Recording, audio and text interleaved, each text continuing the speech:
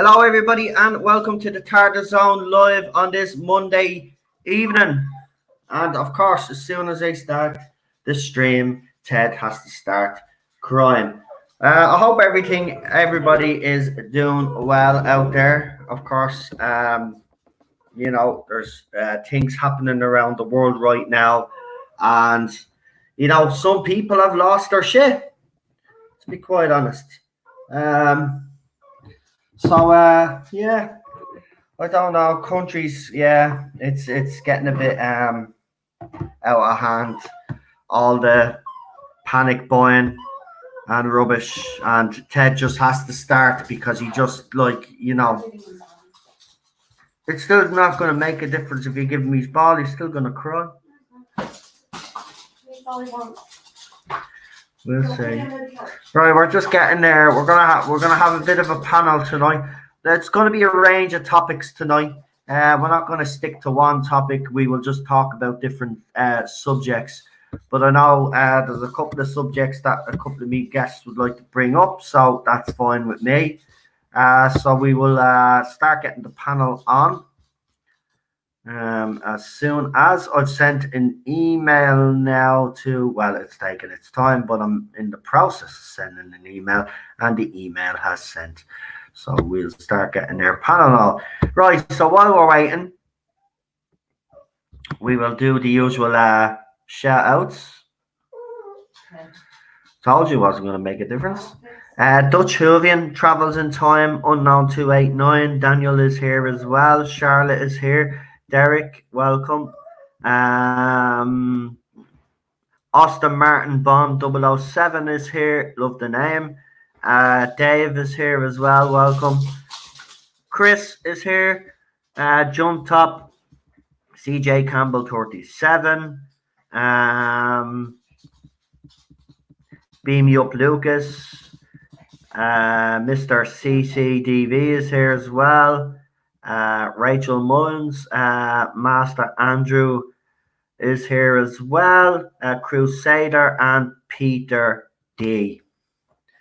Welcome all tonight. I hope I find you all well. We'll just see now if there's. Let me see. I just want to make sure now that everybody that.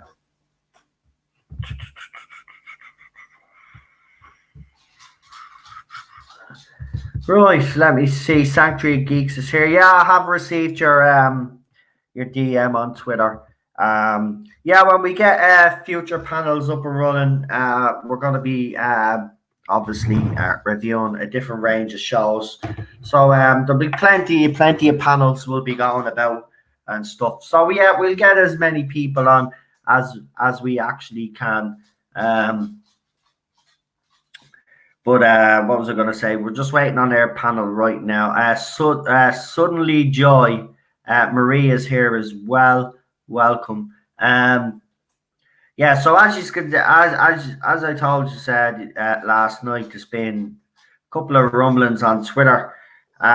So as I promised, I responded and I put my video up. It'll be the last response. It'll be the last bit of commentary on this person. I've highlighted it now. I've put up his apology for everybody to see. He goes around acting all tough on Twitter. Basically, his supporters saying he destroyed Ballstreck twice. Well, if he did, he wouldn't have went and actually apologized to Ballstreck with his tail between his legs. So, don't be getting me involved in stuff. And again, this whole thing that you're going around saying that I threatened the kid.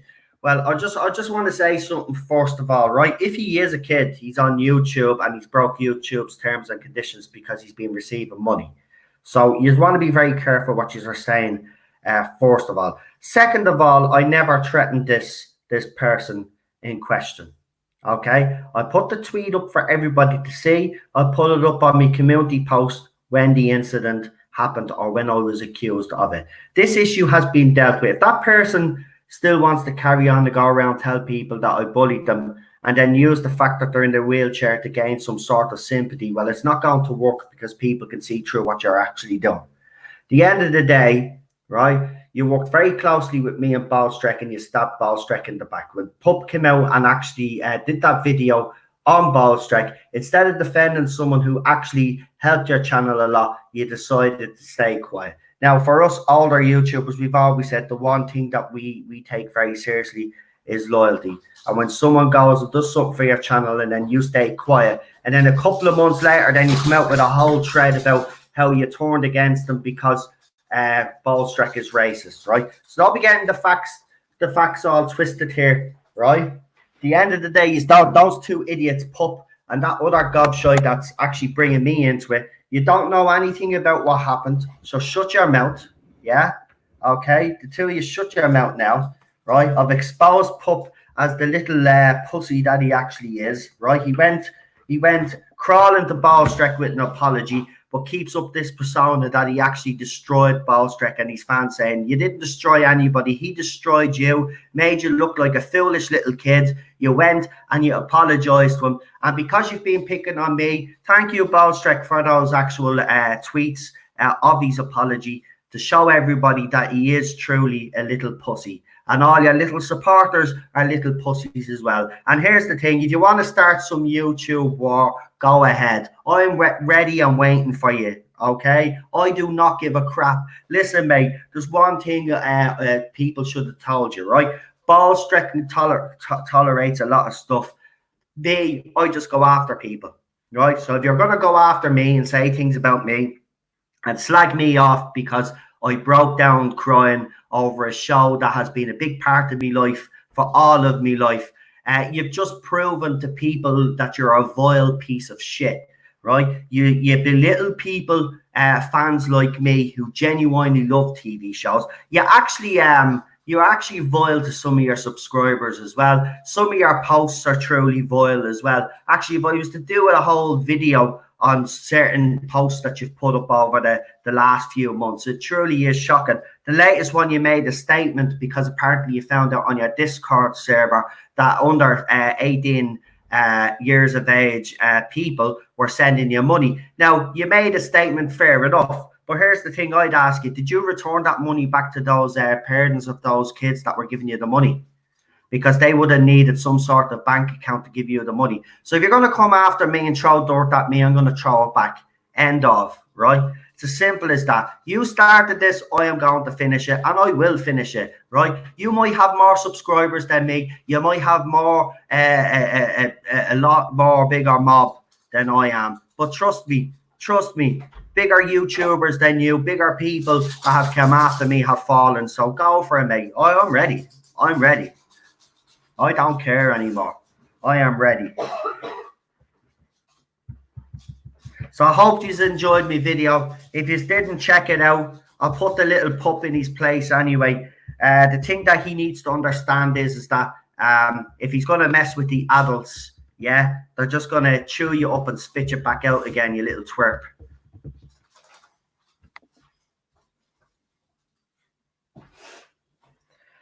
Channel Pup regularly mocks his Tardis disability.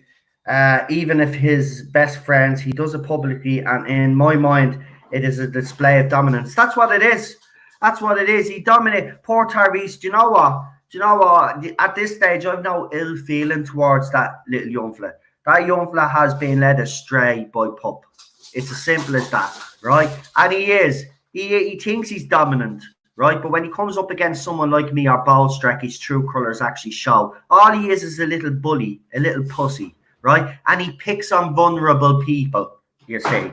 See, because I cried and I broke down over Doctor Who, he thought I was vulnerable, so he decided to actually take a pop at me. But what he doesn't realise is that I actually am vulnerable. And I tell you one thing, I can't wait until the day I do meet you in person, because I will be starting to go to some conventions, and I hope I do bump into you, because I'll ask you one question. All those things you had to say on Twitter, YouTube, or whatever, say it to me face. And I guarantee you won't say it to me face. You'll probably run off, because that's the type of person you are. All you are is mouth online. That's all you are. You're a bully. And you know what? I feel sorry for poor Tardis. I really do. I wish he'd get away from him, because he's toxic. And if you had any sense, Tardis, because I know you do listen. If you have any sense, mate, you'd get away from him, right? I know you want to get subscribers. I know you want your channel to be huge, but going with him is the wrong route, right? You should have stuck with me and Ballstreck. You shouldn't have stabbed Ballstreck in the back. That's why I'm pissed off with you. You should have stood up for him. Should have stood up for him. Simple as that. Loyalty is a big thing, especially when someone helps your channel out. So they're the facts. So I said in retaliation, when I found out what he did to Ballstreck, I said, you'll be sorry. And what I meant by that, and he knows, because everybody else knew at the time, because he knew that he was up for an interview with me and Ballstreck, because he kept harping on about it, right? But then after when Ballstreck heard what he'd done, then that interview didn't happen. And if you'll actually see, Ballstreck brought me on. And that was the very first interview I did on Ballstreck's channel, right? Okay, so we had a lot of interviews lined up. Tardis was going to be appearing on a lot of channels like I have, right? He was at one stage, he was going to be on Gary's channel as well with me months and months back when it was all arranged. And then obviously then things obviously blew up, and then the fandom blew up. Right, but I'm sick of this. People need to get their facts straight. And those two idiots keep spreading lies about me on Twitter. So there's my video. That's my response to you, right? And Terry, seriously, I don't even want to be. I'm not fighting with you. I've no ill will towards you anymore. But for your own sanity and for your own sake, get away from him. You are doing well all on your own. You are doing well all on your own. Your channel was a success without him. You don't need bigger YouTubers to help you to become a success. Oh. But here, you want to be talking to them because they're going around telling everybody that you're a kid.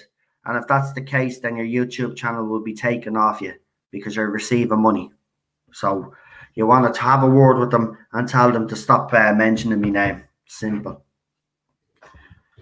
Right, let's see if we can get me panel on.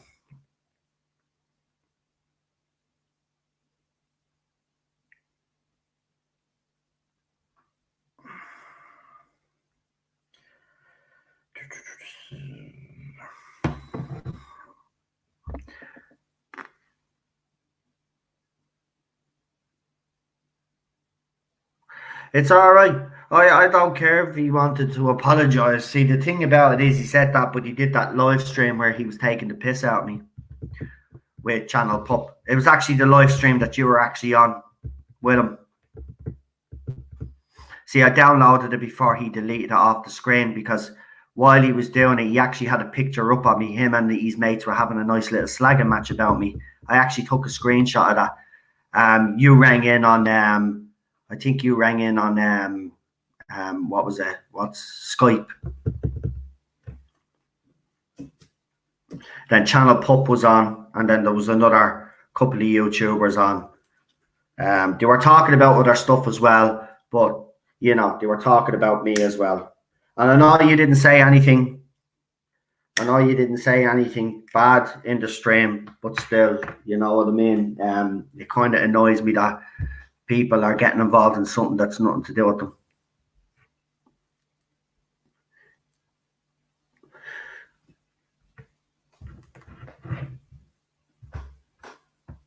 Right. Hold on there. There's something going on. It's either my stream is acting up.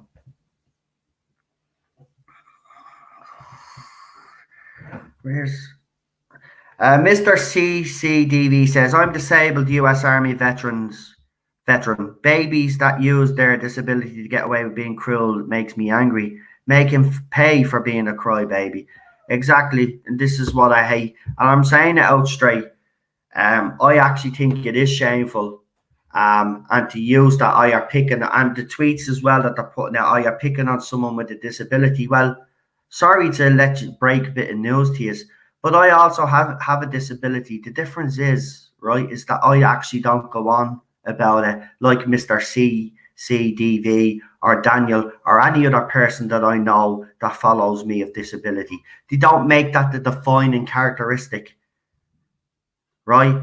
they actually have other characteristics that define them, and they don't use their disability to get out of being, as you have said, being cruel. Um, so again, as I said, I have a disability, wife does as well, but we don't harp on about it because we don't use that. Listen, if I go on and I attack someone and they come back at me fairly and justly because of what I've done, well, I deserve it. I'm not going to all of a sudden say, oh, I have a disability, sorry, I didn't mean it. That doesn't wash, right? You reap what you sow, right? So if you go after someone or you make false statements about someone, well, then I'm sorry. Don't care who you are. I said it already on this channel, the very first. I don't care who you are, man, woman, whatever. You come after me and me friends, then you're gonna get the same treatment as everybody else would, regardless whether you have a disability, your sexual orientation, or the color of your skin. Right? I wish these people would actually get that through their heads. We don't judge by those things. You judge by those standards. We don't.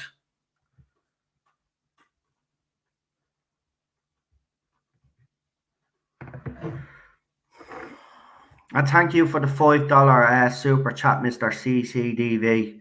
And thank you for also making a very valid point there, which it is. And unfortunately, listen, a lot of people out there do use their disability to try shame people and stuff, and it's wrong. If you're going to dish out dirt, well, I'm sorry, and if you get it back, I'm sorry, you can't hide behind something, right? You either own it or you shut your mouth.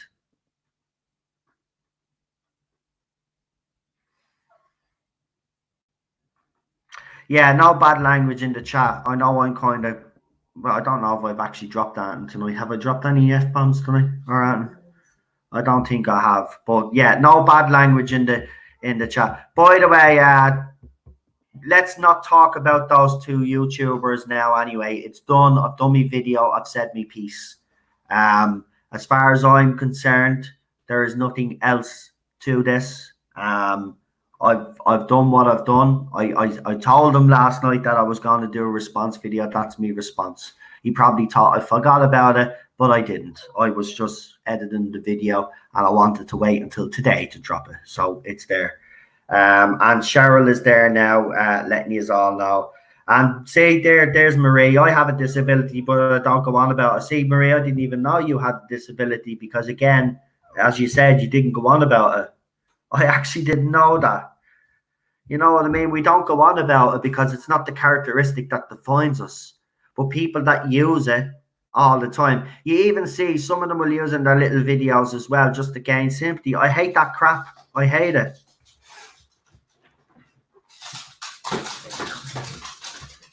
Bro, I don't know what's happened to me panel. Either they have forgotten.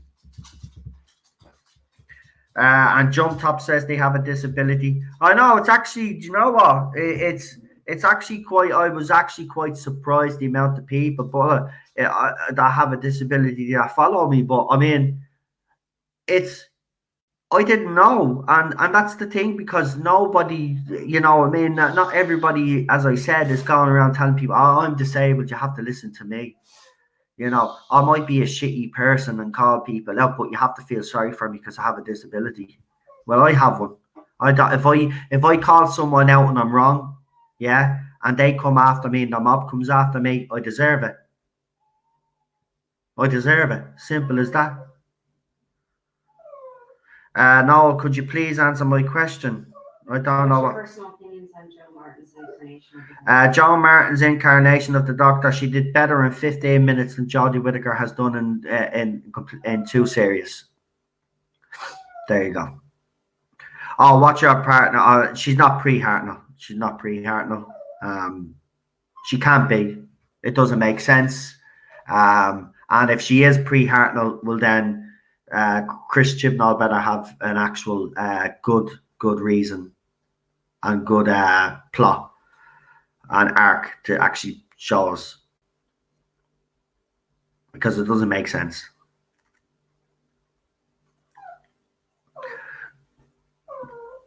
And Mr. CCDV followed up with exactly where disability is not us. We are that we are. Using a disability for sympathy is wrong. Exactly. I hope the show gets cancelled. I don't think anybody wants Doctor Who to get cancelled, but I would like them to reverse any decision that Chris Chibnall has made. But it's not going to happen. We will just have to see after. I mean, the backlash hasn't died down, so they won't be able to keep their heads buried in the sand for too long. I mean, it's still, you still see it on Twitter and Facebook every time the BBC put up a post or they're anything related to Doctor Who, and there's still a lot of anger out there. Still a lot of anger. I don't know what's happened to me panel now.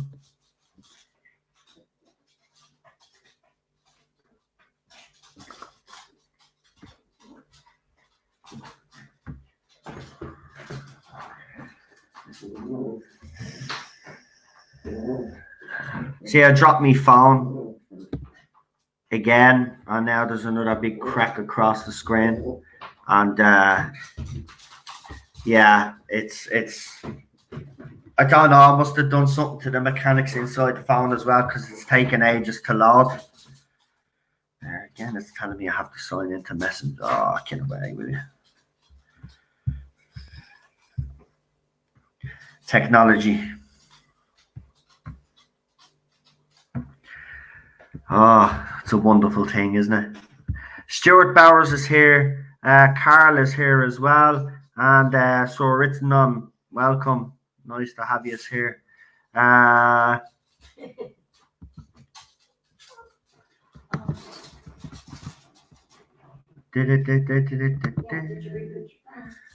don't think I need to reboot my phone because I'm still getting messages off other people. Oh, Widham7 is also here. And Wafer Tin Entertainment.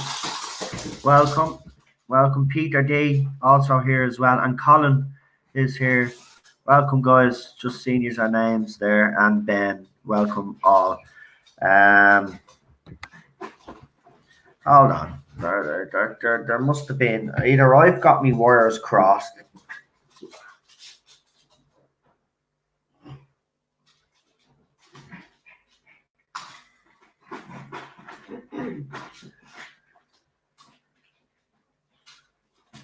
No, I haven't got my wires crossed. So I love your honesty, Noel. Thank you. Adam Darren is here. Stephen Cassidy, welcome. Nice to have you all here. And our Ritic Critic is here as well. I can never get your name right. And Travels in Time is also here.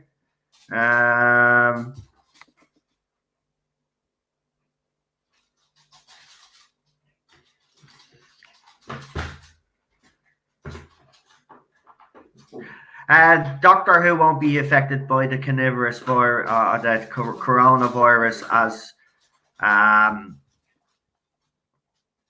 it doesn't film until September, and they reckon this will be all blown over by then anyway. No, Doctor Who will continue to be filmed, so it should.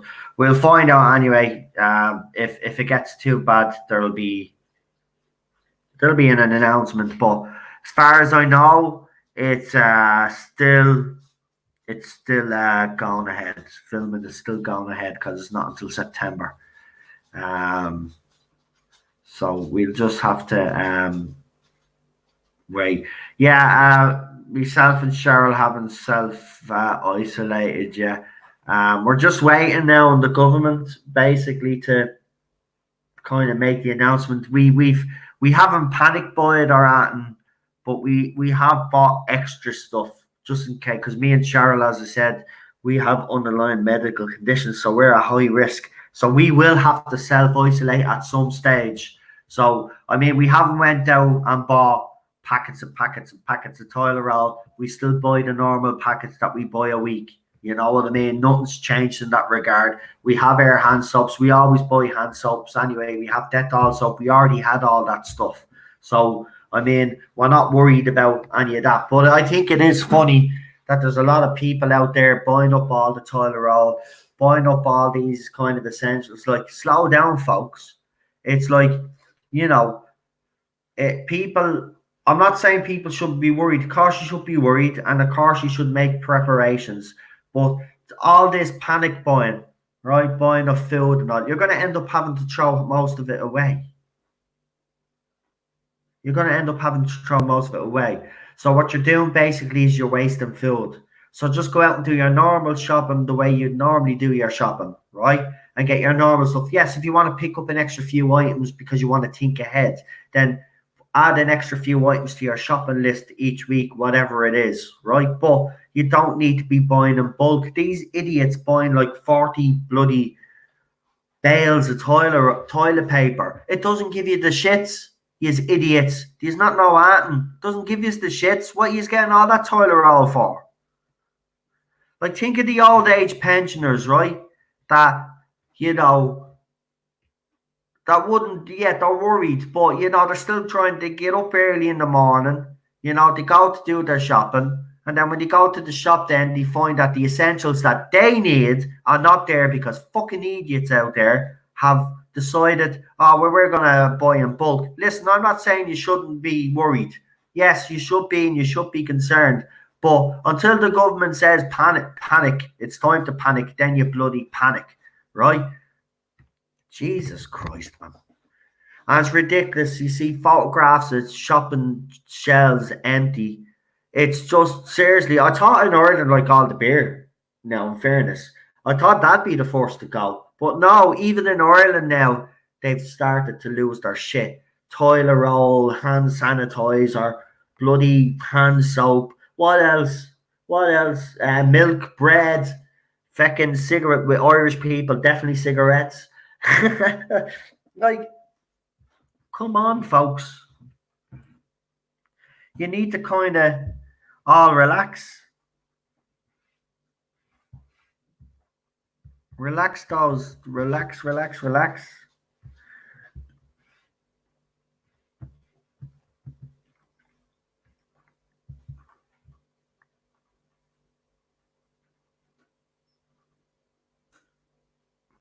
You buy your beer on a daily basis, Derek McManus. That's it. I mean, but there's a lot. Look, there is a lot of panic out there. There is a lot of people giving misinformation as well, and you have to be careful. The media is the biggest culprit as well. It's the media's fault. The media have hyped this. Yes, okay, I know they're keeping us informed how many people are infected and all this, but you keep putting that on the TV and it's on 24/7. Of course, people's attitudes are going to change. Of course, people are going to start panicking. The media need to actually slow down themselves. You know, they don't have to put on the telly every night, or someone has died of coronavirus or another country has been infected by it. You know, you give weekly reports. You know, we don't need it every day. We all know it's out there now. We've all been told to take precautions, whatever. We'll take them. You just tell us when you have lost control of the situation and we actually all need to self-isolate because we're stupid. And by the way, someone made the point, either the rest of the world has got it right. Oh, no, sorry. Either the UK, yeah, it was on our RTE this morning. So they were talking about the UK. And he says, either the UK has got it right and the rest of the world's got it wrong, or the rest of the world is right and the UK is wrong. Because the UK is still letting people walk all over the place. In Ireland now, since that viral video dropped, what's it now? Pubs are closed now. Restaurants are closed now. You can do takeaway though. There's still takeaway restaurants, but they deliver. You know, so schools, the kids are off school, so it's like it's slowly they're building up to a full lockdown. It's going to happen in every country that has this thing. The thing that baffles me is in Britain they're still letting people walk around. How you contain a virus is that you get people to self-isolate. Yes, it's a pain in the hole. People are going to be on each other's lips, and you know yourselves when you're around each other for a long time, it can get a bit, but that's just what we'll have to deal with. We'll have to. So, you know, as I said, you don't need to panic though. Just do your normal shopping. but pick up the extras. We pick up a few extra dry foods, like the rices and stuff like that, because that's the type of stuff that's gonna keep you alive if the world ends up going to fucking shit, right? But do your normal shopping. Just trust the scientific experts, as Stephen says. Exactly. And sometimes I know they come out and they kind of contradict themselves with some, but listen, they're learning as they go along as well. They're kind of making projections themselves, and they're kind of trying to base this on old data got to do with swine flu, no, Spanish flu or something like that. Tinned foods too as well. Exactly. Just pick up extra tins. That's it. But you don't need to be buying in bulk. Buy your toilet roll as normal. Get your hand soap as normal. You know what I mean? You don't need to be going overboard. Think of the old age pensioners. And as I said as well, remember, folks, if you don't have any symptoms and you don't feel sick, remember, there's old age pensioners there that will probably need food. They'll probably need someone to go to the shop for them or do something for them. Check in on your neighbours as well. Make sure that they're okay. Because, they're the most vulnerable. I know the sick are vulnerable as well, but old age pensioners, they're a very vulnerable group, and they will be terrified. So just give them a read, because with all this fake crap going around, people need to be reassured. They need to be reassured.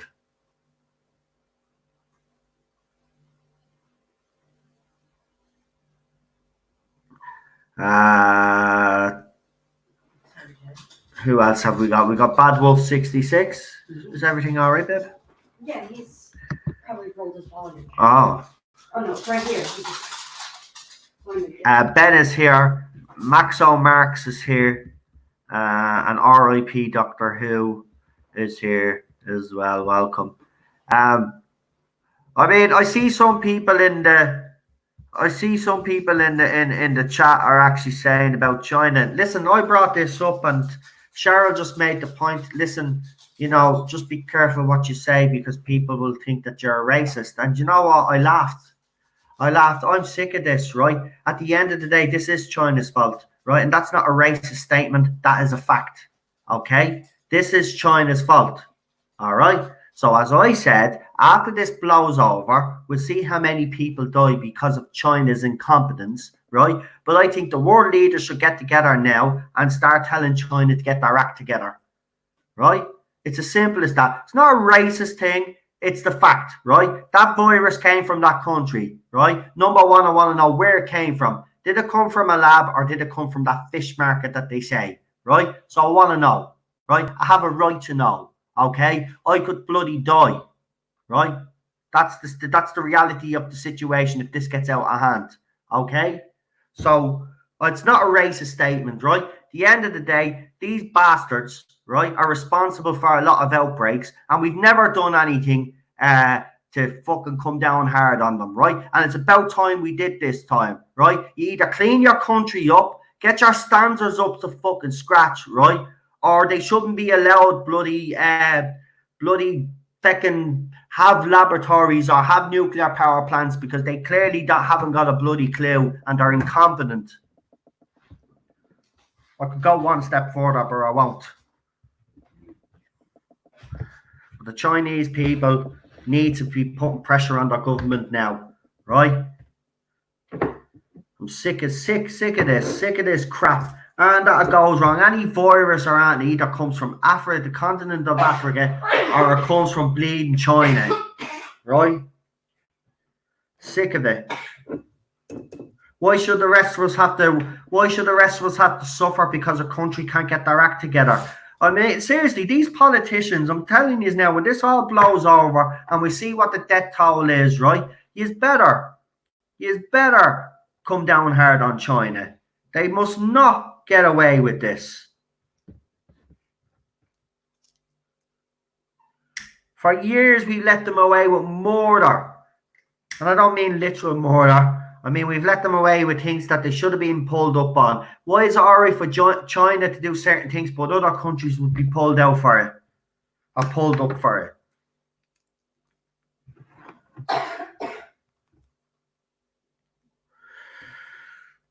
Well, we don't know how bad this is going to be. And this rhetoric, it's not as bad as Spanish flu. Yeah, that might be the case, but it has a higher infection rate, and people are dying from it. But all I'm saying is, there's no need to panic. You do need to listen to the medical experts. They're the ones that will. They're the ones that will help us and get us through this. And I've even noticed the news. I will say one thing about the media. I have to say, I have liked the fact that when they do bring on a doctor or a nurse that's talking about it, or an expert that's got to do with the medical, they're wishing them the best of luck. They're saying, good luck in all that you do, and uh, stay safe. I've never heard the media talk to doctors with such high regard. Seriously, there's a respect.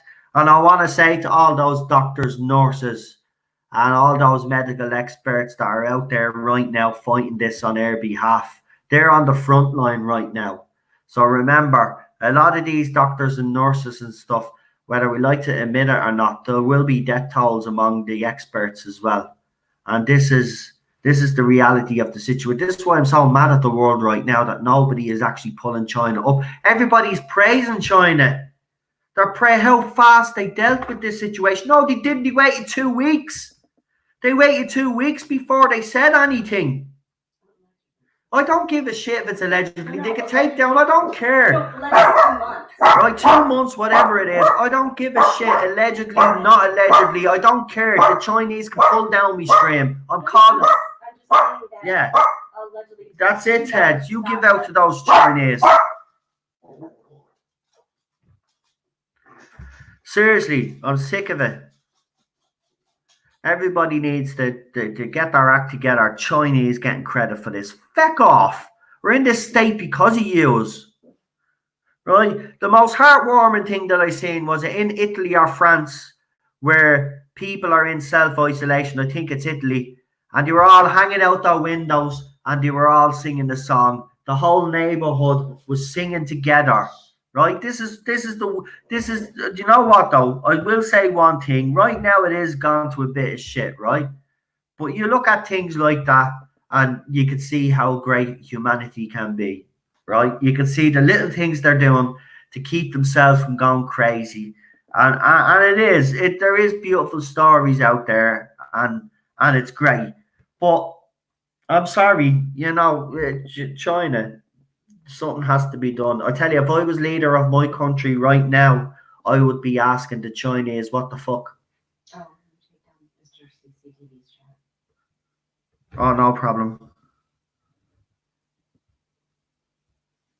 Okay, that's no problem. All right, no, that's fine. I normally just leave them up because it's a super chat, but that's no problem. Oh, and thank you for the super chat. I really appreciate it, my friend.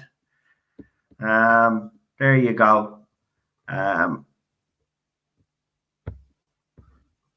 Now, Joe Bowden is here. Wait for Tin Entertainment, welcome. Cashel Valvin, welcome. And High Desert 004.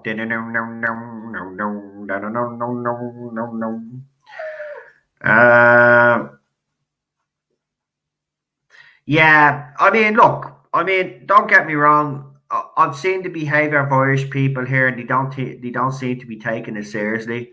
And I know that's just the way we are as a people. We're kind of like, if it happens, sort of thing, you know.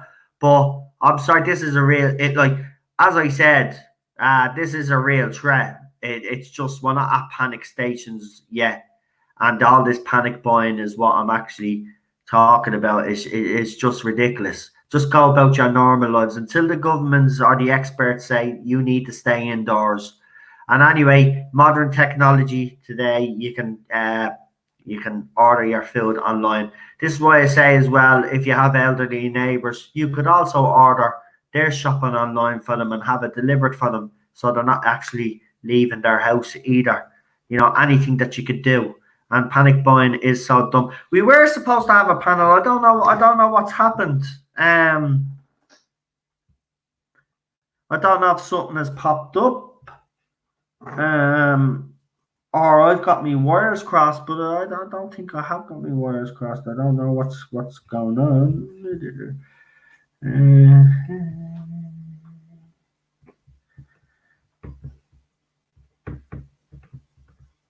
I'll just text him there again. See what's going on.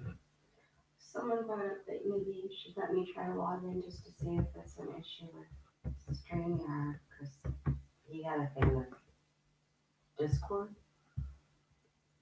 No, yeah, but I'm getting no because after getting the messages, I don't know what's going on. Something might have popped up because remember, Mama's only home from hospital, so probably that's what it probably is. But I've sent another message anyway. We'll see if there's a panel. If not, I'm just going to continue because we used to just do this with me talking anyway. I'll read out some of our comments. We'll see what happens anyway. Leland is here as well. Welcome, Leland. And we've got a Facebook user. If you'd like to tell us who you are, because you only come up as Facebook user, if you'd like to leave another message, let us know who you are on Facebook watching the stream. And thank you. As I said, this is on the Doctor Who group as well on Facebook, this stream. So anybody that's on Facebook as well can actually watch, which is great. And Ted is actually, buddy. Look at the way he's sitting. Oh, come here to daddy. Come here. Oh, come to daddy. Come here. Come here to me. Oh, yeah. Oh, good little fella. How are you? Now, just stay there. More homeless people die in the streets every day than this hyped up virus. Yeah, but those people on the streets now are very vulnerable as well. Remember that. There's a lot.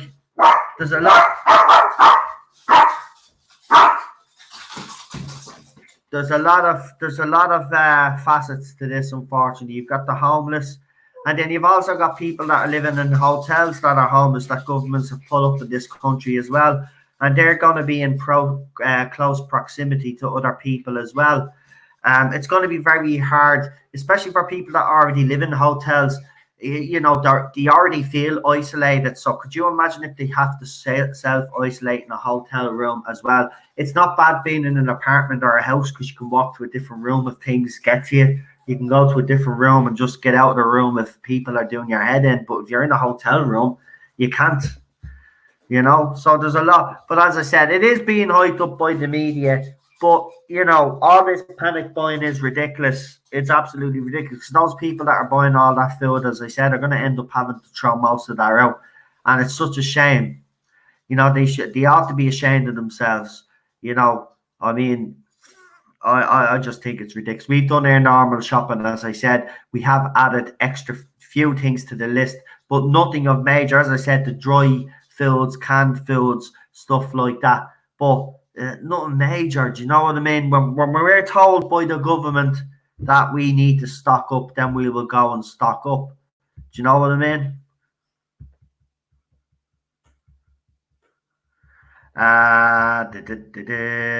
That's why he's probably doing it, Nick. But I'm not going to mention it again. I don't really care, to be honest. He attacked someone like me. He has no honor. As certain YouTuber, I won't mention them, but certain YouTubers have said you never punch down, especially if you're a big YouTuber.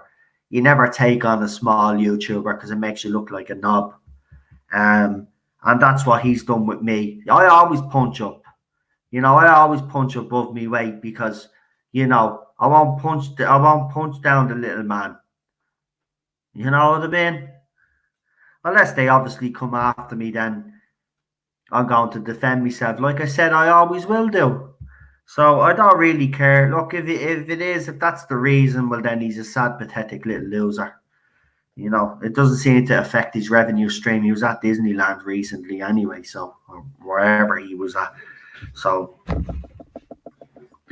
you know, and that's all it is for him, clicks and money. For me, it's about the content. See, did you notice though, he slagged me for breaking down crying over a TV show, 57-year-old TV show that I seen destroyed. And instead of being sympathetic and actually understanding where I'm coming from, because he claims to be a fan, he decided to ridicule me instead. That's the type of person that we have on YouTube. And there's more YouTubers like him, unfortunately. All they're interested in is clicks, selling their merchandise, being on Patreon, begging their subscribers for money. That's what they're all about. And he only chases clicks. Unfortunately, like the other person, chase clicks. And it's sad because I'm about the content. The reason why it broke down is because, as I said, I seen the show that I've watched since I was a kid destroyed. That I care more about the content. If people support me on this channel, all well and good. But again, I would never go to the extremes of some YouTubers out there. It's all about money and clicks for certain ones. And you can see them, they beg people to watch their videos as well. It's actually quite pathetic. Rebecca Gold is here. How are you? How are you, Mega Geek? Nice to have you here. Do you know what I'm going to do? I don't know what's happened with me panel. Something's obviously yet to coming up, I reckon. So I'll be doing something with them again. So what I might do is I might surprise two people in the chat right now and send you an email.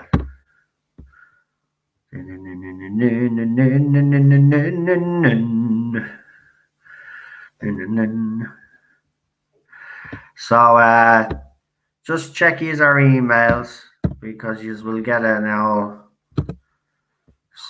A couple of people are going to get an email. They're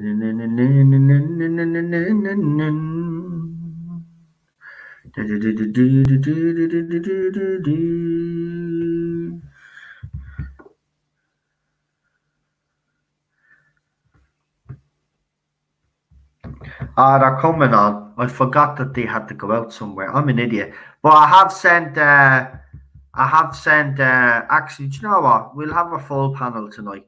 I will send the other email. Right, so we're gonna have a full panel tonight. I'll bring on this person too. Oh, there we go. There we go. See that little beep? That tells me someone is already here. And I've got a funny feeling who it is. Ted, what are you crying for? Right, so I don't know what's wrong with Ted. He's just being a bit, and he's fine. Do you know what? It's great. I have to say the one thing that's great is that animals are not affected by this, as far as we know. So you know, Cheryl has just told Ted if anything happens, or just to eat our body. Yeah. Right. So, I've sent emails to a couple of people. If you didn't receive an email, unfortunately, we've only got 2 more spots. So I've sent it to 2 regulars. So one is, and I'll bring them on now. I want you to all say a big hello to a good friend on this channel. It's Daniel. All right, guys. Oh, look at him. He's all happy and smiley. It's good to see you all happy and smiley, mate. Brilliant. Yeah. I love it. Hold on now. I'll bring on my next guest. I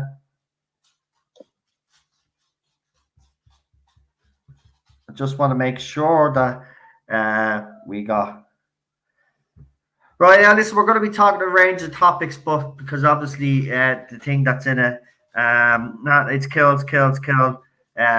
My fault, I should have met. But we'll bring on their second guest. We have 2 more guests to come on as well. So I would like to introduce the writer, the creator, multi-award winning mini Rebecca Gold. We've got the one and only Mega Geek. Hello. Nice to have you here. Nice to have you. We're now 50 minutes in, and I'm only getting the panel on right now. What the hell? How are you? I'm all right, mate. So how are you? I'm doing all right. I'm doing all right. I see you fixed your camera. Your face is actually in the middle of the screen. Yeah.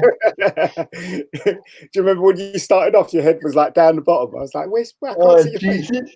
Yeah. Right, That's cool. hold on now. I need to get. I have to do something. You keep talking there for a second, anyway, guys. I'm just trying to get on our next guest. It's just that emails have filled up, so they don't know which one it is. So I'm just trying to see if there's a way of. So they're actually gonna get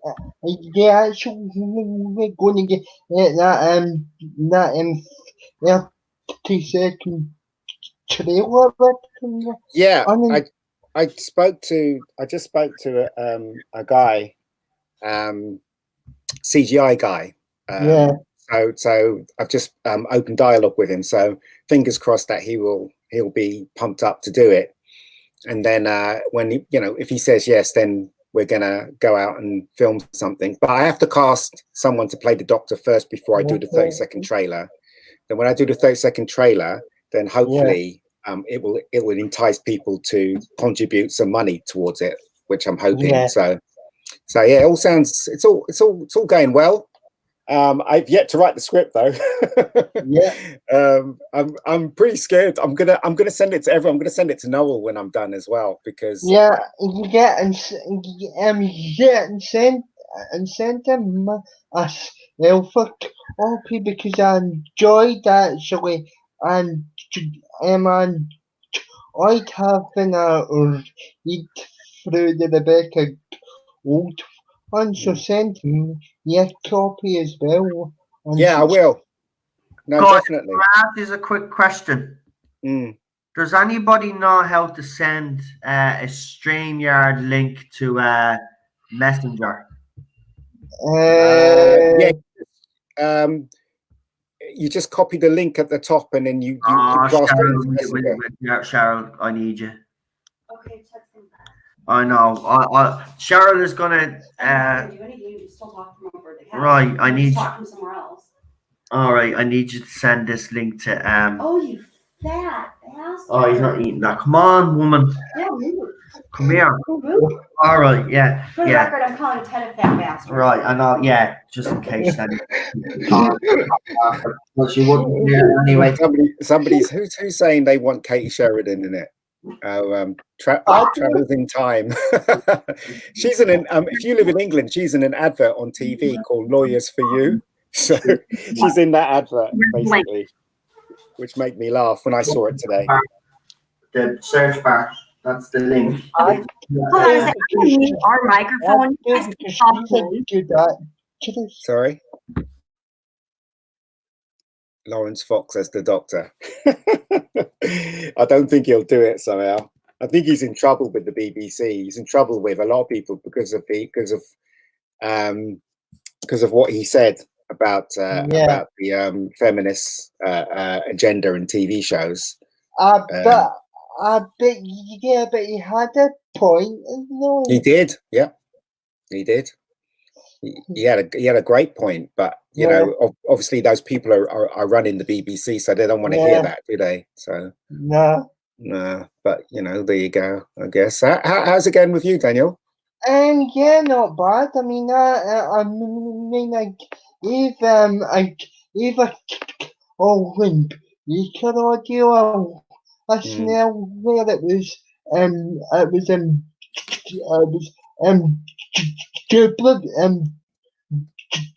Jubal, that I gave away snail whale, and that was a story that inspired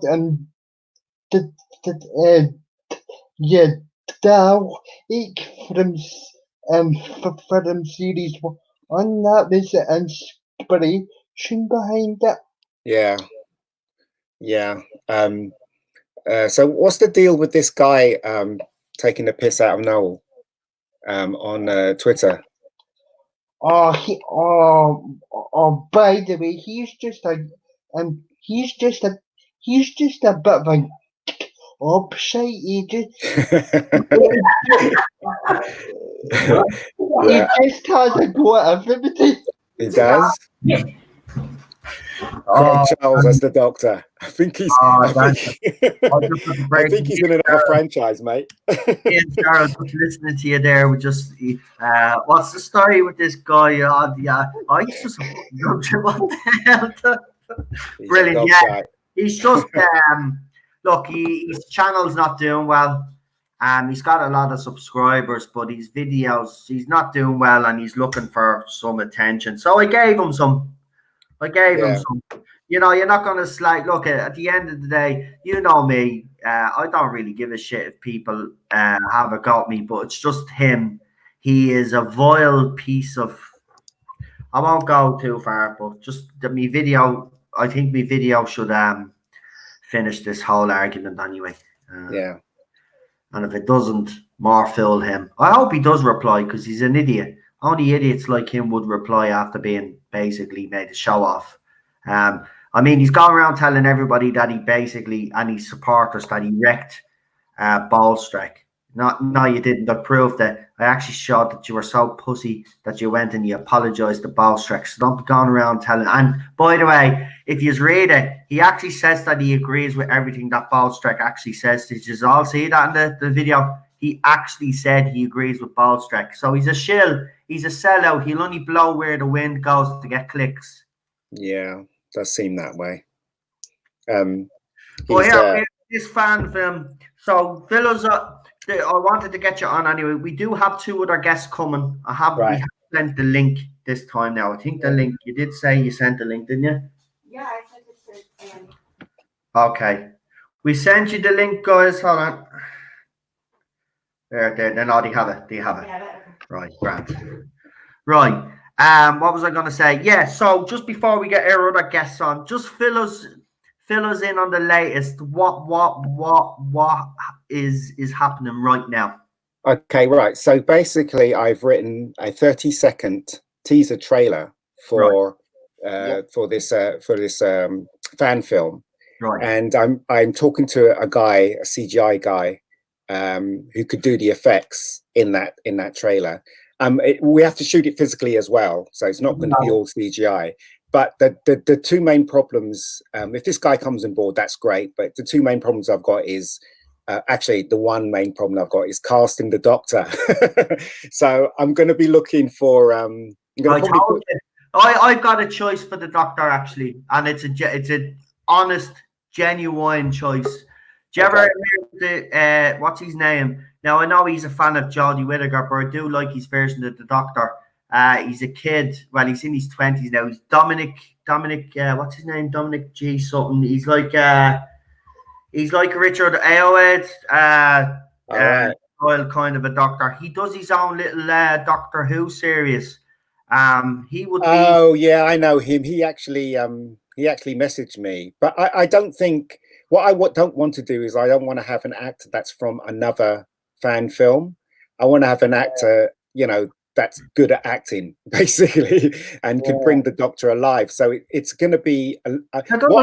Yeah, some people are saying he's a kid. It doesn't matter. No, it doesn't matter. No, but what I want to. The plan is to try and. Right, hold on, Ian. Before we continue on, you can tell us the rest. Right, we've got 2 more guests with us. Obviously, over the 10 weeks when we were reviewing Series 12, we had these 2 panelists on. Like me, they got through it in the end. I don't know how they still feel after all this time. But we've got Blue Bonnet with us tonight. Hey. Blue. That's cool. How are you? You feeling better? A little bit. I just blood pressure issues. I mean, it feels a little bit better now. And of course, we wouldn't be the whole panel if we didn't have the main man himself, the man who actually plays devil's advocate on this channel. And to be quite honest, I do. I love it, and I hope to do a lot more streams with this guy. So welcome, Jason. Hey, how's everybody fixed for toilet paper? Got some. I saw your brief video today. Absolutely bloody hilarious. But listen, you made some good, valid points. I mean, this is ridiculous, isn't it? I mean, what people. I know you just want to kind of talk a little bit about. I don't mind because it is what's going on in the world right now, and you know there's a lot of misinformation out there. And Jason, I know you've been kind of, you know, you're like me. You'd be probably scouring the internet to see what's true. You know, try to. Yeah. I have been watching. Actually, I wanted to ask you this: have you been watching those leaked videos that have been thrown up on YouTube before YouTube pulled them down? The leaked videos from China. What did they contain? See that hospital that they built in 6 days? No, I don't think I've seen that. All right. Well, they built this hospital right in China. It was this big propaganda thing. Oh, look at us. We can build a hospital in 7 days or something, right? And then someone actually filmed inside it. The hospital is flooded.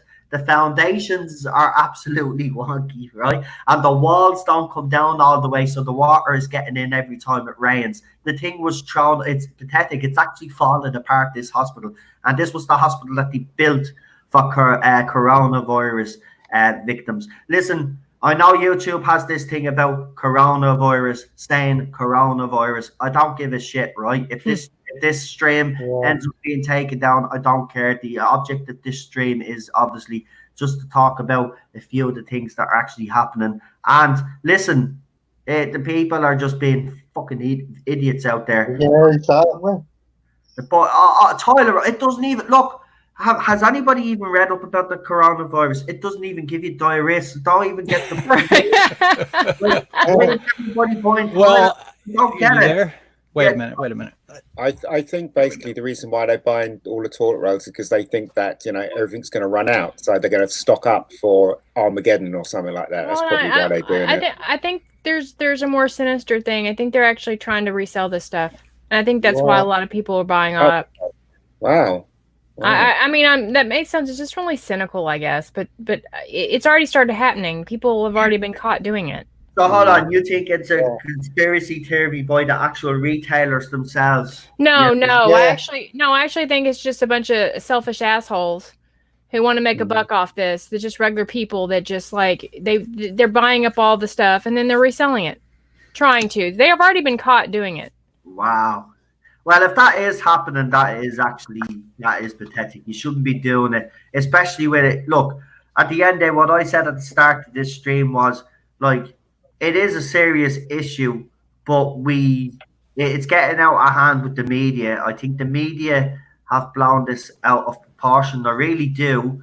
But when the medical experts tell you to do something, you should follow what the medical experts actually tell you to do. And if they tell you to go out and start bulking up and start preparing for some D-Day disaster, then fine, fair enough. But we're not at that stage, and we won't get to that stage either. This is the thing. If people self-isolate like we've been told, right, this will blow over. But as I said, after this blows over, there are serious questions to be asked of China. And I'm sorry, people can say, oh, you can't say anything about China because if you say it, you're being a racist. I'm not being racist. This is the third or fourth virus from this country that has caused serious damage, right? Questions have to be asked. Their safety record when it comes to certain things is not great. Did it come from that fish market, or did it come from that alleged laboratory that they have, that they were actually testing strains of corona, and then all of a sudden there's an outbreak in the same district? Now, it could be all coincidence, and it is alleged, but still there will be serious questions, I think, have to be asked of the Chinese government. It's about time that these people were made actually held accountable for what they have done, because a lot of people, and people will die from this. People die from the flu as well and the common cold, but people will die from this, and there was no need for any of these deaths if China had been fought right in the first place, because some theories are they knew about this 2 weeks beforehand. There's other theories that it was actually a couple of months beforehand, before they told the rest of the world. So they let that spread in their country. They let people enter their country, and they let people leave their country, knowing that there was a virus on the loose. And that's why they should be pulled up on this. It's nothing got to do with the fact that they're Chinese and all this. You can pull out the race card all you want. It's not a racist thing. they have done something that has affected this world right now. I can't even watch me fucking football anymore because of the Yeah, bastard. exactly. You know what I mean? I miss me bleeding. I missed the Europa League this week, me Champions League and the league because of all of this. And footballers getting the coronavirus as well. Actors and actresses out there as well. I mean, it is serious, but it's not panic time. It's not a time to be going out there. We're not all going to die.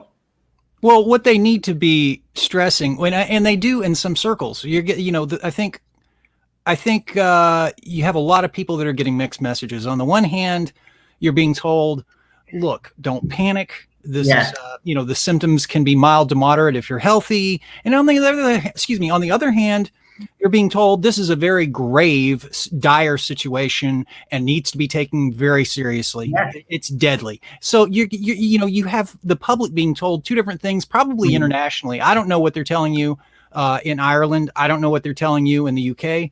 But in the UK, they're letting people still walk around as normal. In Ireland now, because of the video that surfaced over the weekend, Jason, which was actually quite disgusting, to be quite honest with you, there was a load of people in Temple Bar. Now, Temple Bar is very famous in Dublin City because it's called the tourist trap. It's basically where all the tourists go. Guinness's is only up the road as well. You've got all the shops that are expensive, but there's a famous pub there called the Temple Bar. And it has 3 floors. This pub was packed over the weekend after the government told people that they had to stand within, the way the distance, the social distancing, and there they all are jam packed in the pub drinking. All the pubs have been closed down now in this country. We're getting to the stage now where I think there's an announcement imminent. I think we're going to be told now that shops will be open at certain times.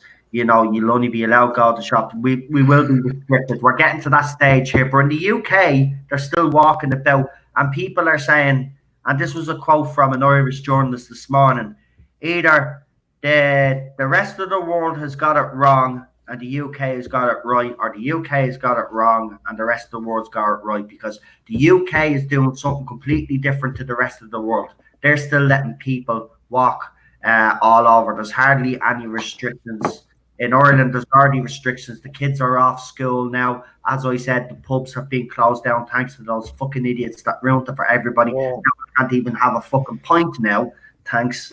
It's lucky I have my whiskey though. So if the world does go to shit, I'll just drink myself to fucking. Well, let me ask you, Noel. I mean, in your neck of the woods where you're at, what are you seeing as on the ground as far as the people around you and the level of it's just the level of the temperament of the people around you? How serious are people and how panicked are they in terms of, when you go to the store? What does it look like when you look around?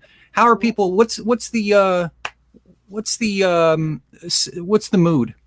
Right, well, yes, but what does it look like? see, Cheryl, thank you, Jason. Thank you, because you bring up a question that I was hoping not to answer, right? But anyway, this is what I will do. What I see this morning. Which means he doesn't. No, I don't know. I haven't been out. I've been actually kind of self-isolating myself already. Cheryl has been out. She can tell you. But what I did see this morning, though, we finished, and then she can tell you what it's like. What I did see this morning, though, was there was a lot of commotion outside the apartment this morning, and I was like, what's going on? And I looked outside, and there was a person obviously coming in from a night shift, and there was someone coming in or going to work.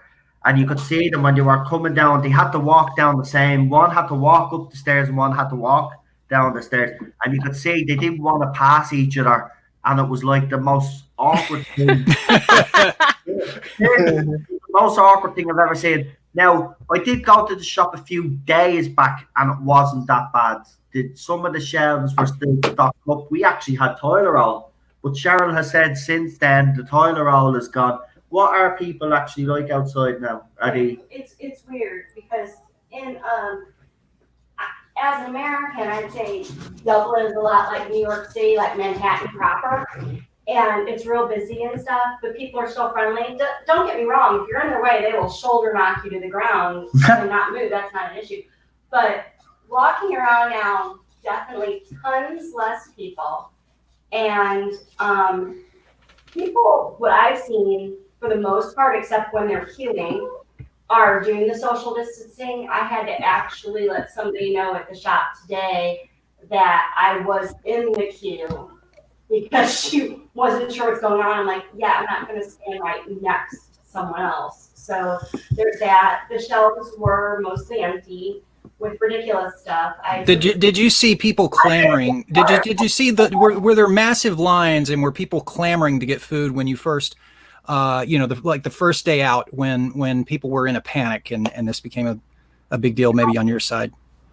When I first went out, it was later, so I didn't see as many people in the shop. It's definitely, we're busier than normal. The queues or the lines are longer than normal, but the amount of food left in the shop by like noon.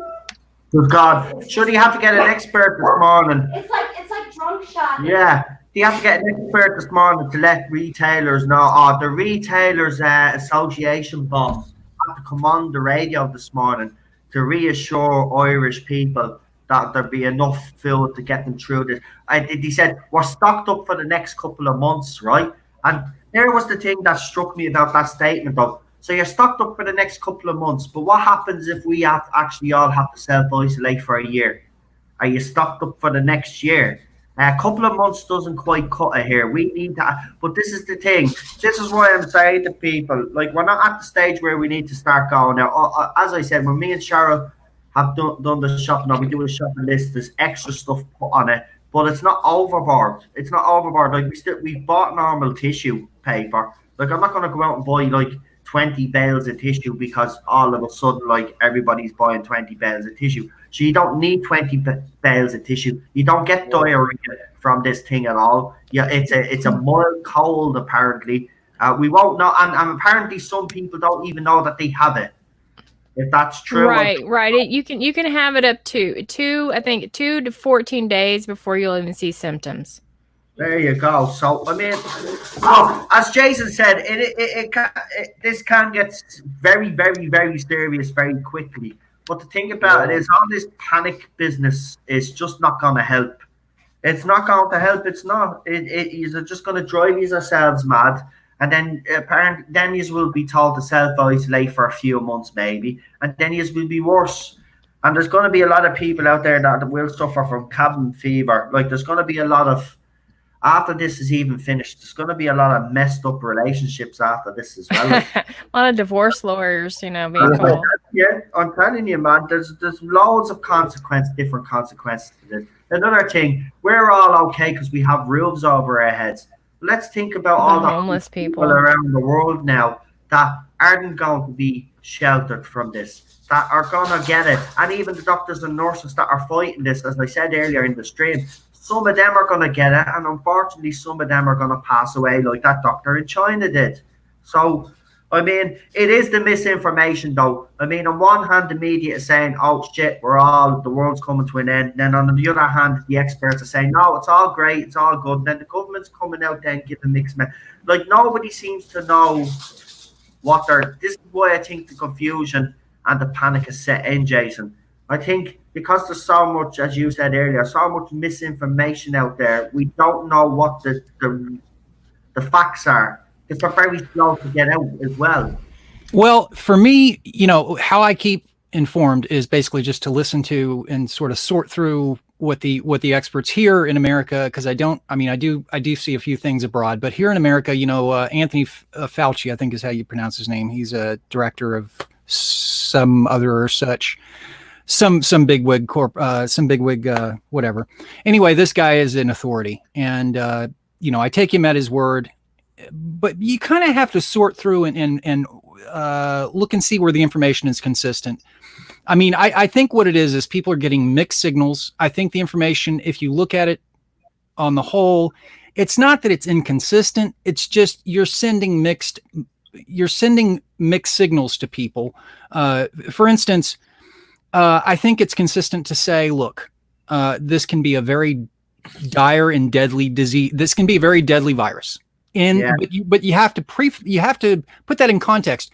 In certain situations, if as I'd mentioned in my video, if you're older if you have a compromised immune system, if you have pre-existing health conditions, those things are prime. You are a prime candidate for death. You're far more likely to die. Thanks. But if you're a healthy individual, that's what you need to know. If you're a healthy individual and you acquire this, you contract the virus, you have a 1% chance of dying. Right out me will now, okay?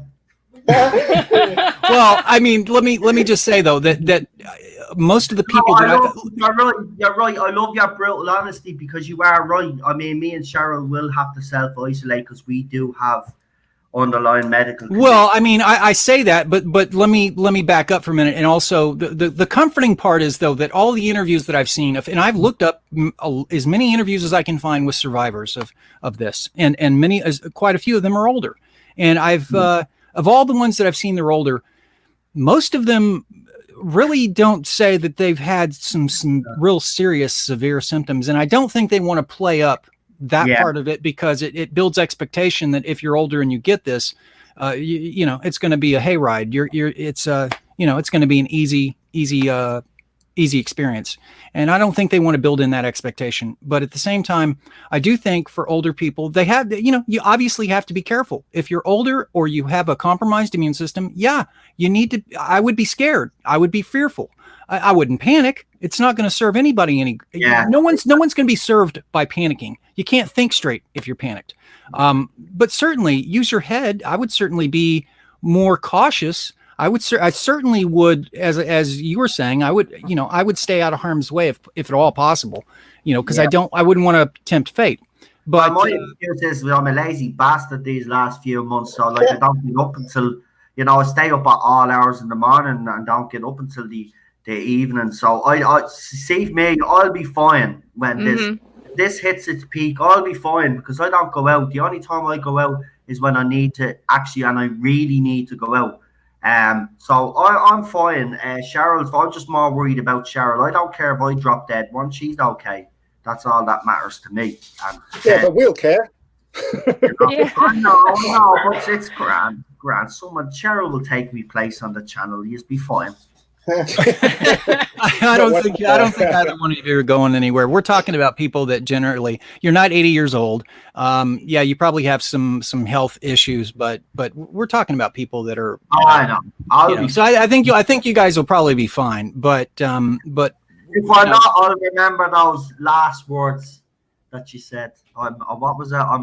What was that? I'm actually considered a prime candidate. Yeah, I'm a prime. I'm a prime candidate for death. Okay, well, sorry to be so. Listen, I'm going to take it. Look, if we can't laugh at this, and I think laughter is the best medicine. It really is. Look, at the end of the day, look, we'll deal with whatever comes. We're resilient. We're resilient as a race. We always have been. We've dealt with worse. We can deal with this. And you know what? As I said, we're already seeing some heartwarming stories out there. The Italians in that apartment block singing, cheering each other up. There's some lovely things happening. And, as I said, the main vulnerable group, you are right, are people with medical conditions. But the old age pensioners for me are the ones that I really do worry about because they're the most vulnerable group because, Mason, did you find out if when somebody's got it and they've survived it, could they catch it again? Did you find I don't know because we don't know. Jason, do you know? Because you said you've been looking. I don't know. This is the thing. If you get it and then you fight it off, you got antibodies now all of a sudden, or do you get it again? Does it not actually build up an enemy unity? Like, see, once you've had it, like I had someone here that you're immune. You know what? That's a good question. Yeah, you can build an immunity. I mean, look, from what I've read, and I can't say I've read anything that specifically addresses the issue of whether you can catch it again. I do know that it was a little there was some issue regarding.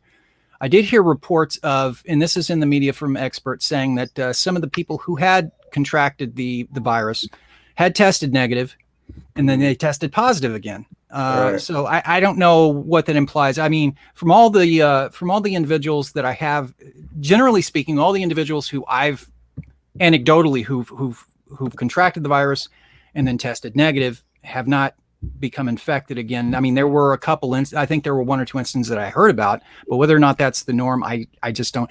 For me,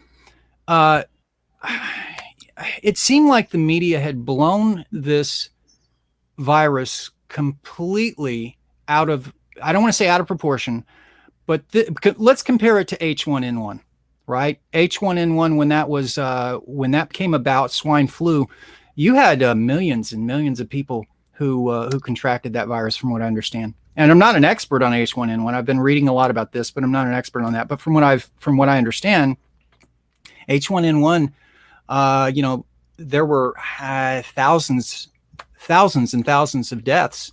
I mean, we're not talking 50,000, but it was definitely above 11. I think it was like 13,000, somewhere in that neighborhood. But yeah, there were hundreds of thousands that contracted that virus, and you didn't see nearly the media. I mean, you did see media attention, but the level of proactivity when that virus hit was nothing compared to how proactive they're being regarding this particular virus in the U.S. right now. So I'm the level of anxiety that is being generated by the media is to me, it's just, where was that level? Where was the attention and that level of anxiety? Why didn't you try to drum up, that level of anxiety in the public then? Maybe they're not trying to create anxiety, but inadvertently, whether they are or not, that's exactly what's happening. Now, people all, and here in the United States, the fact that Donald Trump, now I'm not opposed to Donald Trump. I actually like the guy, but in the United States, when you announce that there is a national emergency and people are already cleaning out store shelves, you're just pouring gasoline on a conflagration. Yeah, but he was told that he didn't do enough, right? He was criticized. Yeah, well, he can't win for losing. He can't win for losing. He did what everybody asked him to do, and now he's being criticized for causing. He'll get criticized no matter what he does. If never going to be able to be on the right side. No, he'll never be able to do the right thing, no matter what he does. So he's going to get criticized regardless. But I think he did. I mean, obviously he intervened. Some say too early. They on his staff was saying that a lot of the people on his side were saying, well, it's a little early, and now he's being criticized because he didn't do enough. So the guy can't win for losing.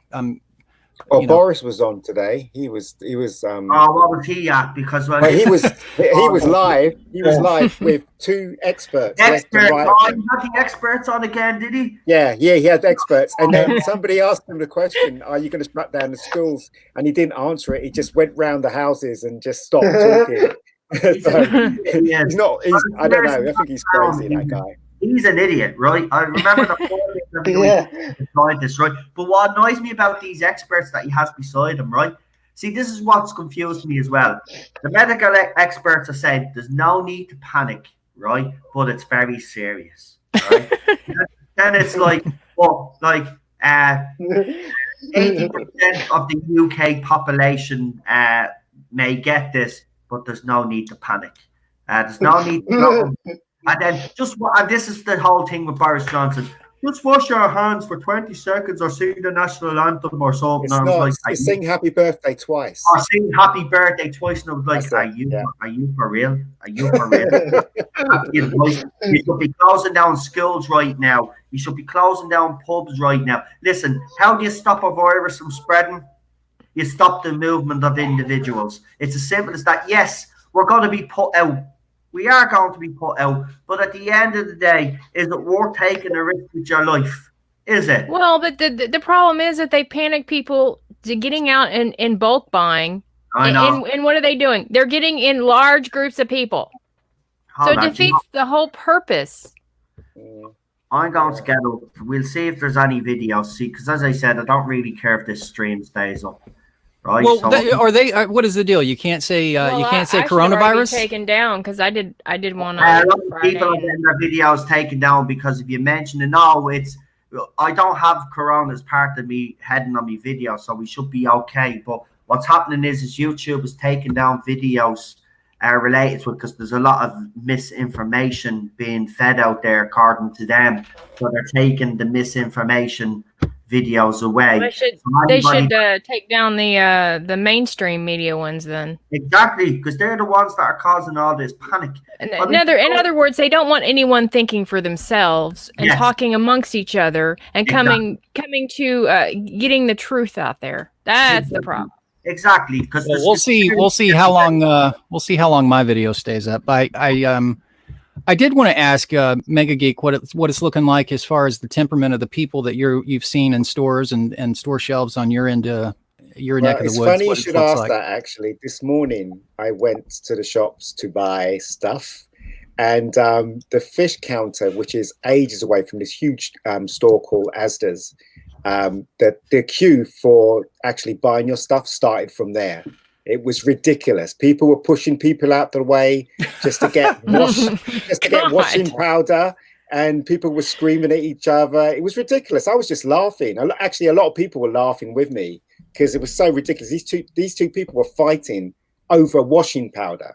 What's that all about? I don't understand. But anyway, yeah, people are still mingling with each other and stuff like that. You know, there's nobody's. Yeah, but they're irresponsible. They're irresponsible. Look they're irresponsible. This is a virus. This spread, right? You stop a virus by stopping people's movement. As I said, it's a pain in the hole, right? And the media hasn't helped.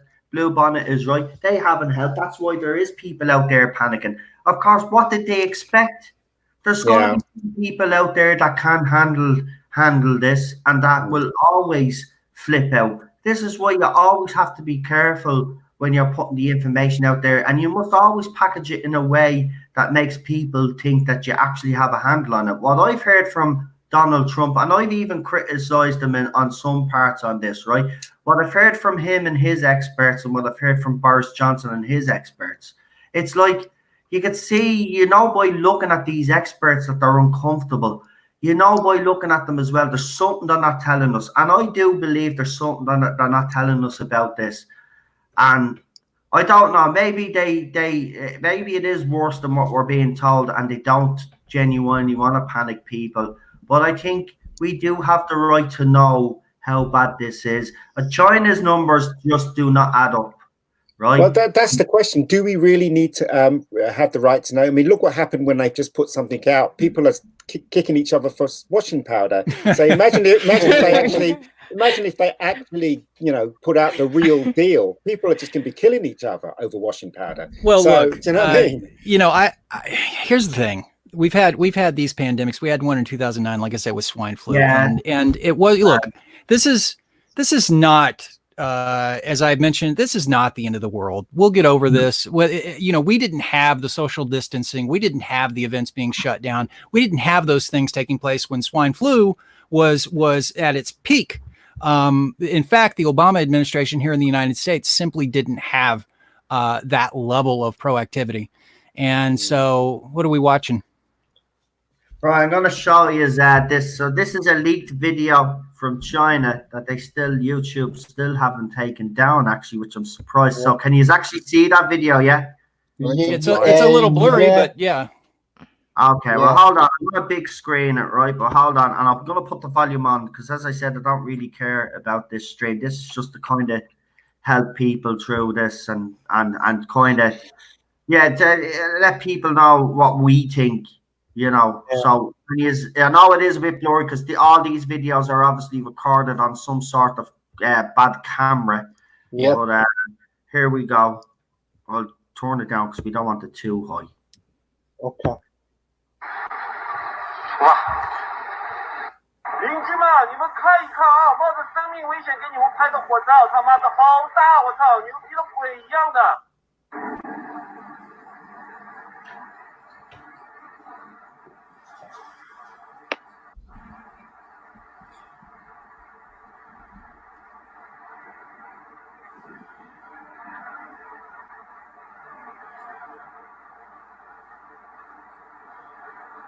What's happening there? Apparently, there's a fire going on. Apparently, there's a cover-up apparently going on there. But the very first bit that you seen was an old man, and he's Yeah. tied in bed. He Yeah. had corona, and they're isolating people. They don't want to be isolated. So what's happening is they're tying them up, and Mm, They're basically doing a Oh. forced isolation. mm. But so they burnt down. actually, me and Cheryl were watching one. You might see it here in this little clip. There's people actually still going around in China spitting, right? Oh my god! Now, What see am I? this, Oh, see this Jesus.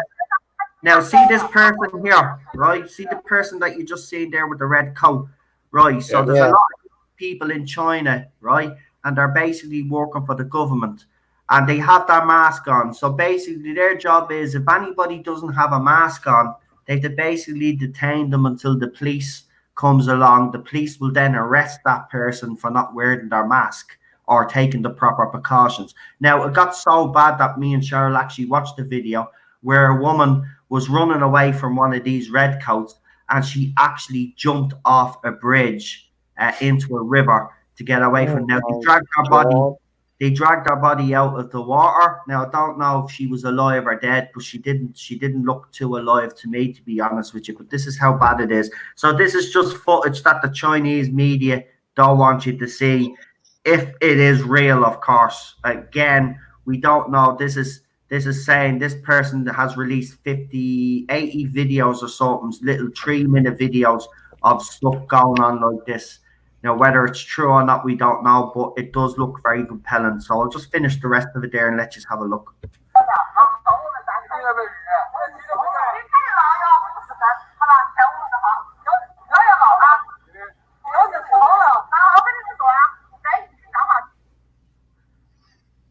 一个多月店里面没来人，看水果，看水果都烂的，一个多月没来了，封了一个多月，今天终于把出入证给拿上了。 This is why I think the Chinese know longer than they told the rest of the world, because this fruit apparently is months 养的 old. 花都死 Yeah. 了，看养的花全部死了。你看这水果 Wow. 全给坏掉了。 Oh my People still God. spitting in the street and all, though. People spitting in the street when the police arrest them and all, spitting in their face and everything. Like, it's disgusting. Oh, wow. Jesus. That was a banana. Did you see them bananas? Yeah. Oh Yeah, my- well, they're a month old. They had this place apparently sealed for a month. So 一个多月出来 Oh 了。 my God, that's the vote. You know, though, I would hate to be live in that country during a I time like know. that, because they're not like, it's not like the UK or the United States. It's a dictatorship. Mm. So Well, I mean, no. I almost understand why they feel the way they do about their government. Yeah. True, but not only that. I mean, the country is like they've got a high population and they live in a small area, so they're all compacted. So I mean, this could, in reality, if China don't get a hold of this, which I don't think. Now, this is just me speculating, but I don't actually think they have proper control of this. To be quite honest with you, it could end up doing serious damage in China. But yeah, there's more extreme ones than this. To be quite honest with you, you see women being dragged off the street, old men being dragged off the street because they don't have their mask on. I mean, it's truly shocking when you see these scenes. Now, to me, I don't think these look fake to me. I mean, if this is fake, this is brilliant. This is a brilliant fake, but I don't. No, I think knowing it's from China and how they run their own government, it doesn't shock me at all. well, you know, I- the thing is that this particular video with this compilation, you know, as far as what it's about, I don't know. I'm not Chinese. I don't know where it came from. I don't know the authenticity. I mean, I'm sure that when we see those police officers, whoever they are, those are real police officers. It's sort of like if some guy in China were strung together a series of clips from America, and nobody in China understood what the hell any of those people were saying from my country. And then they said, well, here's what's going on in this scene, and here's what's going on in that scene. And to be honest, it could be just a series of any number of scenes. I agree with you. This is why I'm saying you know, I'm not saying, that's why I'm trying to be very careful here. I'm not saying, but it does look very compelling. That's all I'm saying. It does look compelling. I mean, you know, this is one of those things. No, honestly, this is one of those things where I don't mean to be insensitive, but I don't really care. I mean, look, there are how many thousands of miles, and it's not that I don't care about the people or whatever, but I'm past that. I don't really give a shit, to be honest. They've got their own thing going over there, and I can't worry about what the hell they're, hopefully they'll get it together so it doesn't affect us over here in our country and your country and the UK. I reckon we're on the verge of a lockdown here now anyway, to be quite honest with you. I just hope people don't, we've already seen people lose their shit. I hope the rest of us don't end up losing their shit over this. So I honestly personally believe this will blow over. I do think they're saying by the summertime. I hope so. And you know what? If it has inconvenienced us till the summer, well, it's at least if we have a great summer, we'll soon forget about it. We'll get back to normal. We'll carry on like we always do, because that's what we do. That's what we do. Let's, but as I said, when this does blow over, I honestly do think there is serious questions for China to answer now. I mean, we've had SARS, we had, what was the other one, MERS or whatever it was called, or whatever. How many more do we have to have coming from that country before people say enough is enough? They obviously haven't got a clue what they're doing, or if they do, they're obviously not working in safe conditions. And well, there is that rumor that there was a laboratory next to the market, wasn't there? That's right. And they were saying that they were developing a biological weapon, and something happened. Don't know if that's true. Don't know.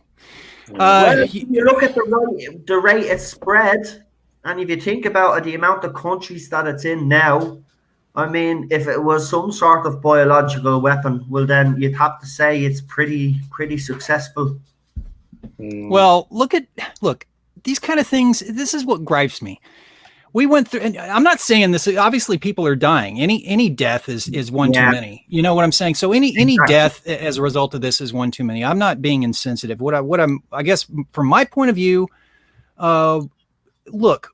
Well, more people die from suicide. Well, I mean, look, we had the media bringing up, we get things which it wasn't a hoax, but things like Y2K. Okay, the media brings that up, and everyone freaks out. Yeah, I remember. Freaks out, and we end up. And what ended up happening? Relatively, not a whole hell of a lot. I had a bunch of bottled water left over for a long time.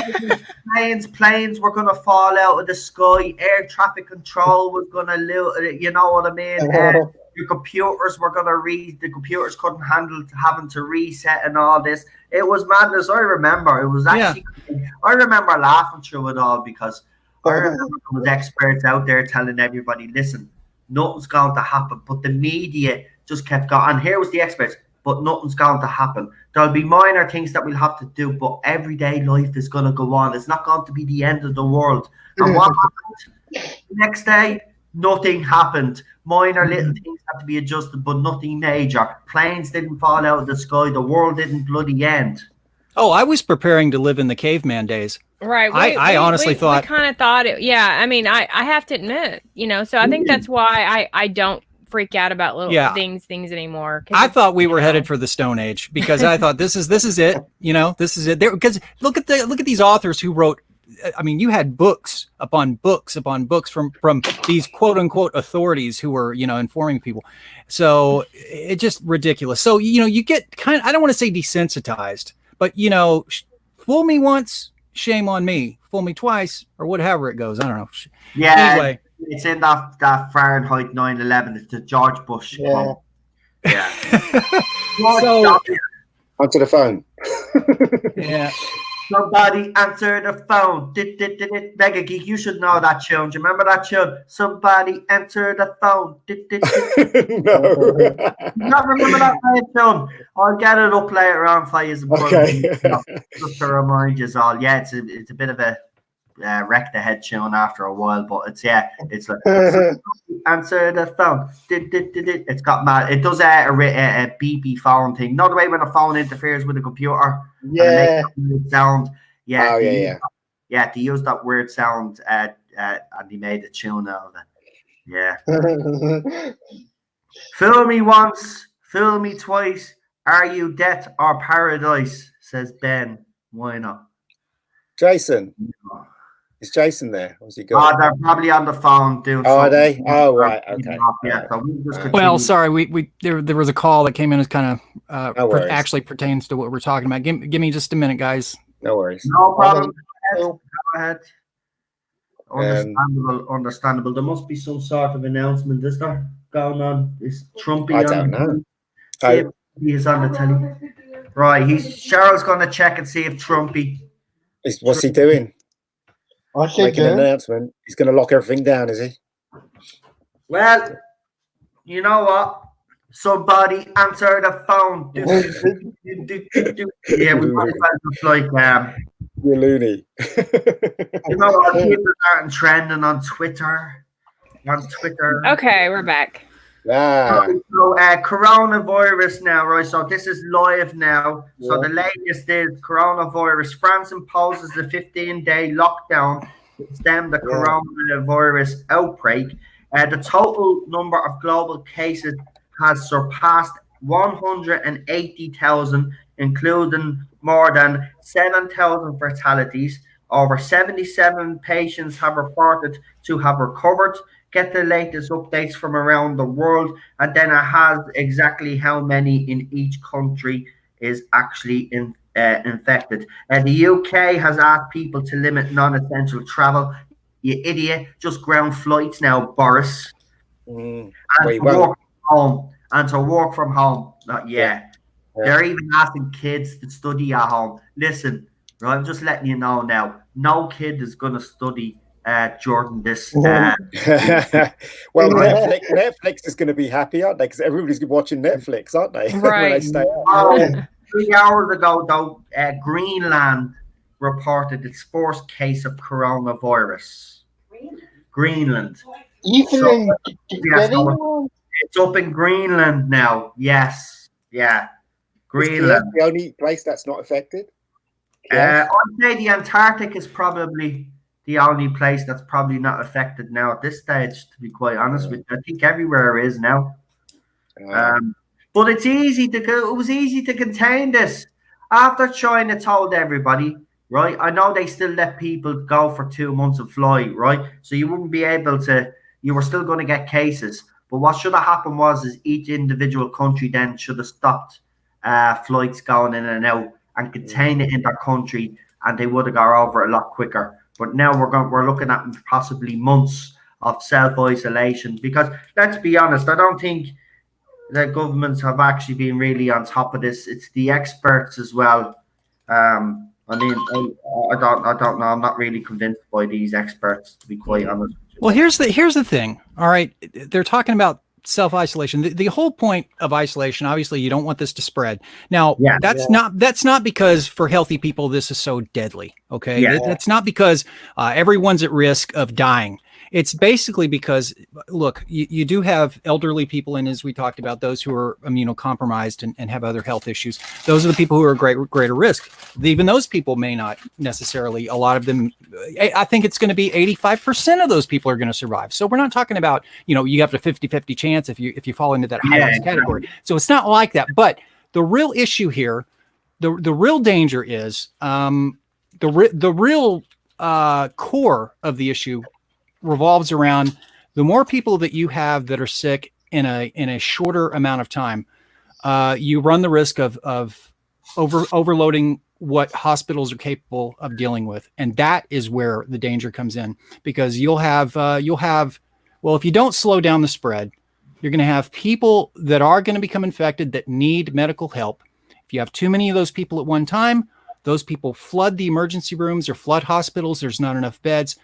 A lot of people are going to die. So they're simply trying to stifle the spread. Again, not because so many people are in danger of dying, but because, a lot of people will be in danger of dying in the long haul. not because you personally will be in danger of dying, but because it will result in large numbers of deaths. And that's really what we're talking about here. So even though you guys may be okay, and I may be okay, and everybody on this panel may be okay, the more we can do to, stifle this this thing from spreading. Yeah, exactly. The better it'll be for exactly. We should all do our part if we can, and we shouldn't be selfish. And those people that were out in the pub over the weekend, if any of them end up getting this thing, it is our own fault. You should follow the guidelines. Stop being selfish. The end of the day, the government should be giving money to the NHS right now, so that they can create new beds, so that they can make sure that the nurses are taken care of, because they're on the front line, the nurses and the doctors. So they should be giving money to them, but they're not. They're not. I don't trust Boris. I don't trust what any of them are saying. Just want to hear the latest. So we have this presenter on RTE, and she was supposed to do a show tonight live on RTE, but she's had to self-isolate, so she's doing the broadcast of this show live from her shed in her home in Dublin, right? What the hell? Because she has shown signs of the coronavirus, so she's been told by the medical staff to self-isolate. So she's dolled up to the nines, right? She's in her shed. She has a little lamp. She's actually in a wooden shed. Wow. This is actually people are being really creative. I see people doing workout things on YouTube. Teachers are loading stuff for other people. I mean, I will say that I've seen a lot of good come out from people trying to help, but it's been the exception. Yeah, she looks fine. She won't be soon. No, I mean, you can tell she has a bit of she has the sniffles all right, but they're in her studio and she's in the shed. Wow. Oh my God. Listen, get well soon, but the show must go on, eh? Show must go on. But fair play to her. She's out there, she's still doing her reports, she's talking about it now, she has it. So I mean, she can tell people now, what it actually feels like. And that's what we probably do need. We probably need to hear from people that have had this and that have actually come out the other side. A lot of videos of people who've had it. But the media are not doing that. The media aren't doing that. No, they're not. I mean, I have seen some interviews, on maybe CNN here locally, not locally, but here in America, you have CNN and Fox News, and you do have, it's sparse, but you do have it every now and then. So I can't say they haven't done it, but it isn't as much as they probably should. I don't think they want to give the impression to too many people. I don't think they want to give the impression that this is an innocuous virus, but I also think that they do need to offset some of this, because look, you take a temperature of the public, take the temperature of the mood of the public, and you can see that people are really, really hysterical to some degree. I mean, emotionally, this is really upsetting a lot of people. So with that in mind, it wouldn't hurt, like you were saying, Noel, to have more people who've lived through it interviewed. That's it. It put a lot of people's minds at ease, Yeah, to encourage people as well. Yeah, exactly. To make them feel, a little bit, not nervous about it, just to show the positive side of this instead of showing mostly the negative side. Exactly, because every time you put on the news, mass panic buying in shopping centres all over the UK, people dying of coronavirus, blah blah blah. Not bad. There used to be a drink called Corona. Do you remember? Yeah, there still is. Yeah, there is. In England, I don't think you sell it. Hang on, Megan, did you know this? In the early days, some people out there actually thought that this coronavirus was actually connected to it was a publicity stunt. Right. Oh, was it? No, I'm saying, that's probably what they think. This is a big publicity stunt by the company that makes Corona beer. Yeah, in America you got Corona beer. In England we used to have Corona, which was like a soft drink. Ah, okay. All right, so it's very different, because I think it was in the 70s we had Corona and it disappeared. It was the Corona orange. Yes, that's what. Yeah, it had different flavors. Oh, the drink you're talking about. No, that's why you're the beer. No, not the beer, the drink. Right. Yeah. So Interesting. Listen, just do what you're told to do. Wash your hands. You know, Yeah. you I have sneeze. my hand smells lovely. Yeah, if you sneeze, don't be a dirty bastard. Put your hands over your fucking face or whatever. You over your face. I remember to sing happy birthday twice when you're washing your hands. And then wash your hands. Listen, I wash my hands every time, even if I put my hand on the handle on the door. You need to be able to say happy birthday twice. Twice, yeah. Happy birthday. And if you can swing it, a little hand sanitizer wouldn't hurt. But God forbid you should be able to get your hands on some of that. Right. Well, Amazon. No, they don't even sell it on Amazon here. It's hard to. It's like trying to find toilet paper. 28 quid for 5 on Amazon. If you're like Cheryl and you don't have hand sanitizer, you can use vodka. That is true. Excellent. Hell, I'll just get the coronavirus. I ain't wasting no vodka on a damn. Vodka. You won't care. Yeah. Wow. Buy some rubbing alcohol, medical alcohol, and some aloe vera gel. You make Yeah, you can make it. Yeah, there's all kinds of YouTube videos on how to make. Yeah, all that's gone here in America. They've already taken all that. Oh, really? Yeah, you can. I guarantee you, they've gotten a hold of the alcohol. Here. Bathing in the alcohol. You guys are messed up in America. Thing is, you can find toilet roll in England. You have to just go to the small shops. They do sell We them can't more. even do that. They've hit them Yeah, too. it's more expensive, but I don't give a shit. That's what we do. We're you know what I mean? Fuck that shit going into supermarkets, man. Pay the extra few quid. The shops are stocked up. It's the big supermarkets that everybody's panicking buying. Like, I fucking hate that shit. And stock up on lotion. Cheryl's telling everybody to stock up on lotion because your hands will be raw from all the washing. Yeah. Yeah. Just use some soap and water. That's it, man. Soap and water. Listen, the reason why we're in this situation in the first place is because they invented an antibacterial crap. You know what I mean? There's no, we've fought off so many viruses and germs that new ones are coming along that we can't fight off now because we've got all those second antibacterial craps. We have antibiotics and stuff. Like, that's the worst thing that ever happened. You know what I mean? The body used to fight off these things naturally. Now people, and that's another thing I would like to actually point out. You're wasting your time buying antibiotics, right? To try boost your immune system. This thing is going to get you either way. It's as simple as that. Right. It just this is a virus. You're not going to kill it with the bacteria, with the bacterial medication, antibacterial medication. You're not going to kill it. They've been trying to find a cure for the common cold for over 50 years, and they still haven't found it. So exactly. And by the way, drinking bleach does not work either for those idiots out there that were telling people that drinking bleach. Yeah, for the ones that might still be alive after drinking it. I know it kills 99% of germs and bacteria, but it doesn't kill coronavirus. Brought to you by the people that eat Tide Pods. As any of the governments, has there been any reports of people trying to create a vaccine for this? Did they report on that? They're working on it.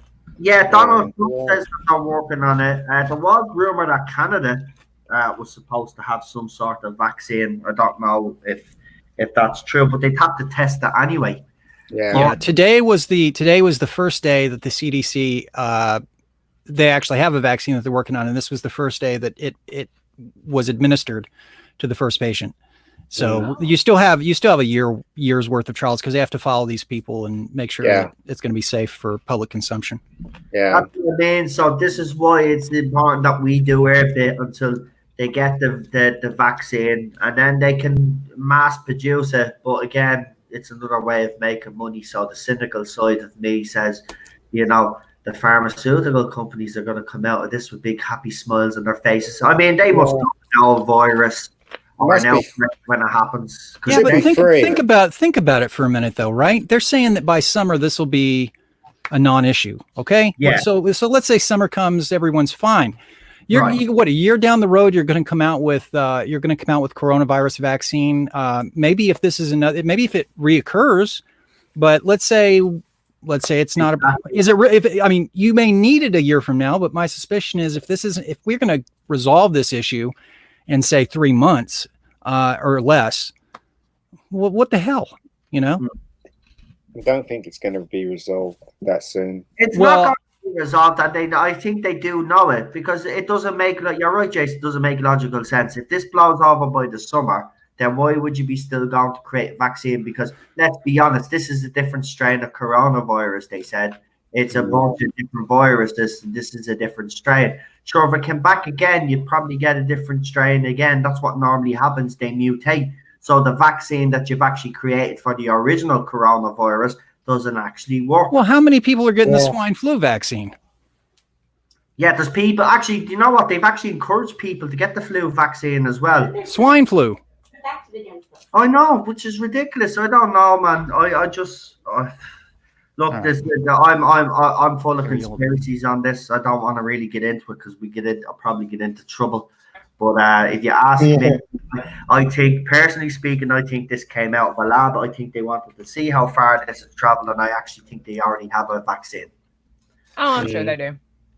I'm Maybe. very cynical. Because if they say it's going to blow over in the summer, and then all of a sudden there's talks of them already having something that they tested it on someone, well, then they've already had the vaccine. Yeah, that's how it's going to blow over in the summer, because they have a vaccine and they're going to release it probably to everybody. Well, Maybe. here's hoping, right? Or they 'Cause know that's that not this, right. or they know that this coronavirus has a certain shelf life and will just die out by itself. They've actually manufactured it or engineered it that it only, goes so far. Yes, it'll still kill people off, but it'll die off. It makes you wonder if they just kind of they release this. They know it's harmful to some people, but like they just want to see how people. It's like it's a study to see how people are going to react. Maybe. Yeah, it's not just a scientific study; it's a social study as well to see how the mass population reacts when something like And this. how much they can get people to believe. Yeah. Mm.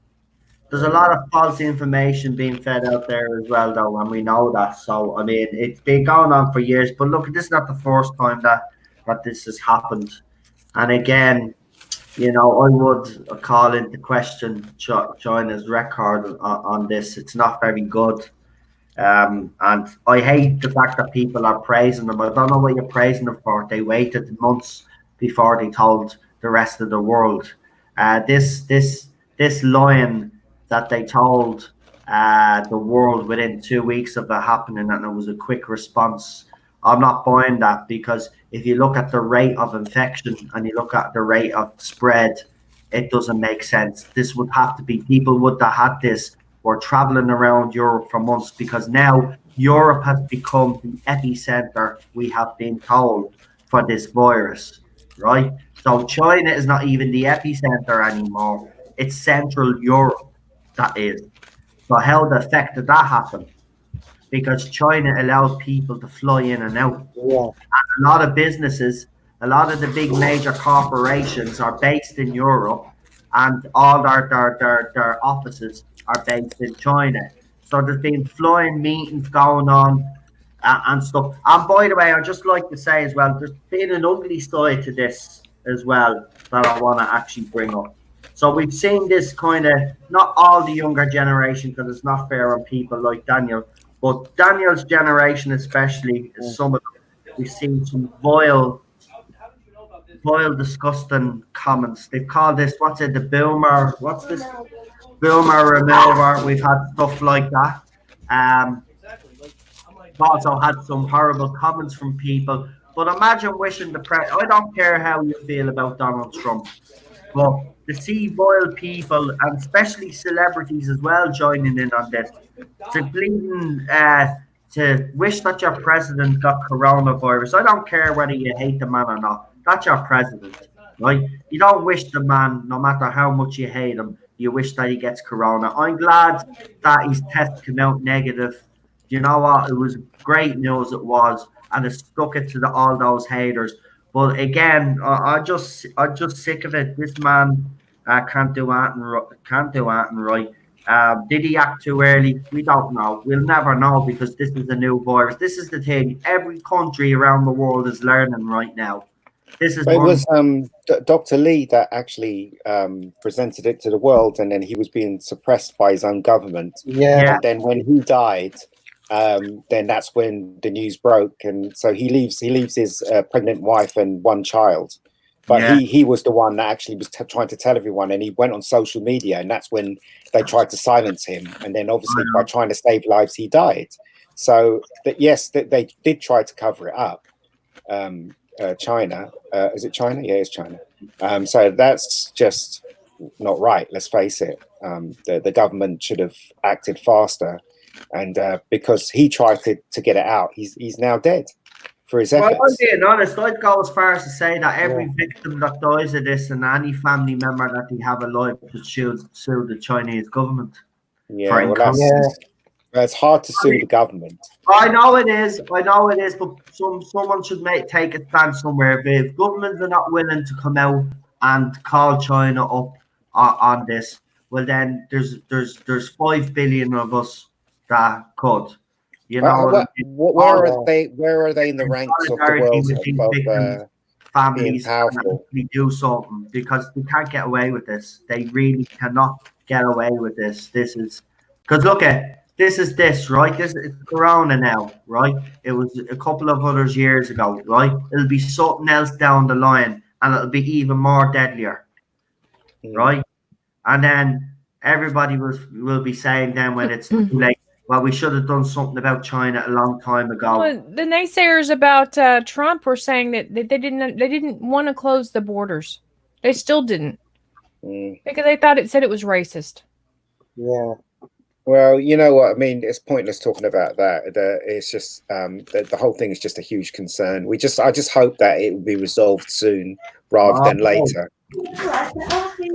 Well, here we go. So Cheryl was in Wexford on Sunday, and the fourth case of coronavirus was reported in Wexford today. All right. Yeah. I was on a bus, I was in a taxi, I did an international flight in December. Oh, yeah. Well, She's on the wine again. If you don't hear from me in a couple of weeks, I want to dedicate an album to me, right? Yeah, an album. I deserve that at least. You know, our live stream dedicated to me on how I inspired everybody to hate me. Only messing. No, but all joking aside, and we are trying. We're not making light of this at all, but we are trying to just get some laughter in because, you know, I mean, yeah. Don't laugh, we've all been through. Look, we got through swine flu. We got through Y2K. We've gotten through all these big dire situations. Exactly, 2 world wars as well. Remember. So we're resilient race, as I said. We're resilient. Human beings. A lot of people died when we want to do them, and this is going to be one of these times where we'll all have to step up. And you know what? When all this blows over, we'll hear of all those heroic stories of those doctors that put their lives on the line to save. This will be a film. Trust me, this will be by the Americans. 2 years time. By the Americans. Awards. This will be a film, and you never know. Tom Hanks will probably play a role. He's affected though, isn't he? Him and his wife. I just saw this as another H1N1. That's all, and I'm just like I was astounded when. Next thing you know, all I wanted was some friggin' ice cream and a pizza, right? All I wanted was some ice cream and a pizza. I walk in and I had to settle for, I don't know. I mean, it was just ridiculous. Pizza aisle raped. And we're talking like in a 24-hour period. I mean, I had just gone in the night before and picked up some ice cream or whatever. And, you know, I'm just thinking, what the hell are you freaking out over? What are you freaking out over? Half of you people aren't going to get it. And if you do, you're not going to die.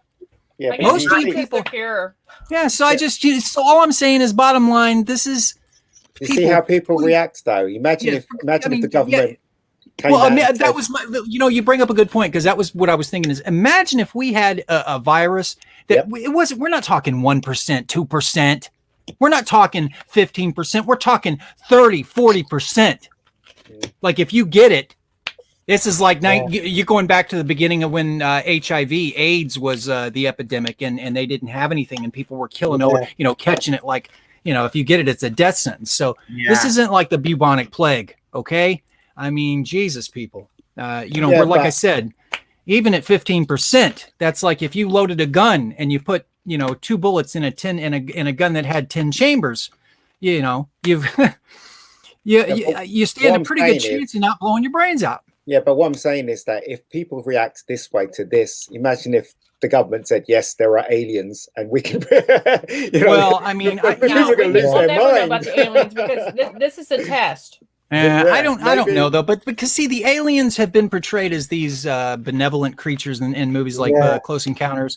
I mean, would you agree that aliens have kind of been portrayed a little differently? Now there are movies where they're not, but I think people don't take those shows. Well, I would tend to think people don't take them very seriously. As far as I know, the aliens are most of them are here to warn us about what we're doing. We're destroying our own planet and stuff. People love the idea of extraterrestrials. I mean, Noel would stop his car if he had a light following him in the middle of the night, just so we could get out and greet him. Listen, I'll be there, say welcome to Earth now. This world has gone to shit, but you're not doing any experiments on me. But listen, you'll buy him a pint. Oh, are you kidding? Noel would meet him with a meatloaf. Just here's your welcome. The thing is, Noel won't remember the amount of hours that they spend with him, and his bum will be aching him. Do you know what I mean? That's probably what will happen to him, because those aliens, they love sticking stuff out people's bums. my bum. Anal that was in that South Park episode. Do you remember when Cartman had the alien probe? Yep. A big satellite dish comes out of that. But I think people could handle the disclosure regarding UFOs, extraterrestrials, things like that. There's little knob heads out there that will lose their shit, but they will. You know what? At the end of the day, they'll get over pretty quick enough because if they don't, then what we could say to the greys when they're here: say, listen, see those idiots that are freaking out? They're the ones who can take. Yeah. Well, I mean, look, if the government came out and said, look, we can confirm that there's craft that we don't know the origin, we suspect that it's not terrestrial. And we can't prove it hardcore, but here's the evidence. Here's all the videos. You make up your own mind. And they disclosed what they had. I don't think people would freak out. I think they will, because basically, if they do admit that there's aliens and they show proof, I mean, it has huge implications of the religions. Well, they've already done that. They've basically already done that. Noel and I both have seen the video of the Navy video that was recently released. But nobody's believing that, though. Yeah, they do. They put it out so that people can, question it. That's their power. So, what do you mean nobody? What do you mean nobody believes it? Is it what do you call it when they put something out and you're talking about disinformation? That's it, disinformation. So, you can argue either way. But if they do prove it without a shadow of a doubt, I think it'll have big implications for religions around the world. Do you know what I mean? Yeah. But hear what I'm saying though. The Navy has released a video that they themselves can confirm. We don't know what it is. It is not something that we can explain. And the pilot, they're not censoring any of that. In the past, they've always explained it away as, hey, it's flares or it's. No, you want to jump in here feel free to jump in anytime because I have a sense that you might have a good take on this. Love the hat. Yeah. Happy St. Patrick's Day, my boys. Top of the morning to you. Got me flags and all. It is St. Patrick's Day already. They cancelled that in America, by the way. What? Yeah, they did. St. Patrick's. Oh yeah. Top of the morning. They cancelled it? Top of the morning. There you go. Irish Republic there. Irish Republic. Yes. I was hoping you would have something to add to this. People freaking out over UFOs business. Come here. Look, I think they're a bunch of idiots. If they think, look, firstly, I just want to say, if people think we are it in the universe. No, but hold on. Let me look. People have seen. Did it over in Ireland? Did they not on the news show the Navy footage from the USA? The Navy footage of those jets that were following and tracking that UFO? Did they not show that? Yeah, Yeah, but we've seen that footage in Ireland. Yeah, everybody did. The whole world did. Yeah. And what did they say about that? What was from your recollection, what was the Navy's position on that? What was the Navy's position? Yeah, they were. Well, they said it was unidentified. They'd never seen anything like it. Even the pilots themselves were interviewed, so they were pretty. They weren't very clear. They didn't know what it was. But they were baffled. There was Yeah, stuff coming out of the back of it that they never. So they acknowledged it was a legitimate UFO sighting. Yeah. Right. Yeah. And nobody freaked out. no. Well, nobody believes it. That's the problem. Do you think nobody believes it? No. No, I think a lot more people do believe in UFOs. Yeah, but it's not making any impact in the media. That's what I'm saying. Everyone in the media over here showed it. To hide something, you have to put it in plain sight, right? And then people will question it. And what we need is ultimate proof. That's what we need. Well, what do you And want them then to do people if they strutted an alien out in the middle of the White House or somewhere in the capital of That'll be Ireland? ultimate proof. No, it wouldn't be, because people would say, "Well, that's fake video," just like they do when they CGI. just like hold on, just like they do when you go up and you're out orbiting the moon. No, we didn't land on the moon. All that shit is CGI. Well, they didn't have CGI in those days, but Well, they would say that. Well, they do say, actually, they do say all that footage that you see going up when we're orbiting the moon, or when we have satellites, all that stuff of the Earth, the footage we have of the Earth, all that stuff is CGI. Yeah, none of that's real. But Bob Lazar had all this evidence and stuff, and he was talking about it, and and still people don't believe him. Who, Bob Lazar? Yeah, Bob Lazar. People do believe Bob Lazar. I know, but still, a lot of people don't believe him. They think because they have closed off minds. See, you have to understand, right? This is what happens, right? When you're born, you're straight away from the time that you're born, and when you start to learn stuff, you're indoctrinated, right? Some of us, like me, you, everybody in the chat, right, on the panel, right? We've got our minds open. We don't believe the bullshit that we're fed. Unfortunately, there's a lot out there that do. And because it comes from what they call official sources, well, they have to be right. They don't see corruption. They see these people like NASA and government agencies as the seekers of truth and all this. And they don't lie. Why would they lie to us? This is the attitude that they have. That's why there's a lot of people out there that don't believe Bob Lazar, because they've got closed off minds, because they've been indoctrinated. But there is a lot of people starting to wake up, though, because there's a lot of stuff happening now that is becoming unexplained. And then people are going to start questioning. And when you've got the military, as Jason said, when you've got them coming out and actually basically saying, well, they're not quite sure what this is, basically confirming for the first time publicly and acknowledging that it was unidentified flying object. Now, that doesn't necessarily mean it's alien, but they still have acknowledged the fact that it's an unidentified flying object. And there's been a few more incidents. I think we're getting close. No, I think we're still a few years away, but I think we're getting to a stage where they're going to try to be a bit more honest. They won't tell us everything. They won't. Well, let me just say this, okay? Because I know, look, Mega Geek, I think your position is, not everyone's going to believe it. I mean, is that accurate? Not you can't convince. There's a lot of people who don't believe it. Is that that's what you're saying, right? Well, normies, yeah, I believe it definitely. Okay, all right. I believe Boswell and stuff like that. Here's how I respond to that. You think of anything that you're certain of, right? Think of anything that you're absolutely certain of that you think, well, most people are certain of that. There's always someone there's always a group on the fringe who don't believe it. There's people who think that the earth genuinely believe the earth is flat. That they genuinely believe, hold on. Not only the earth is flat, there are groups you can find who genuinely believe the earth is hollow. We have a hollow earth. I know. I totally disagree with what you're saying. I'm not disagreeing with you at all. But what I'm saying is that to hide the truth, to make sure that it's hidden, they put it in plain sight so people can question it, and that's their power.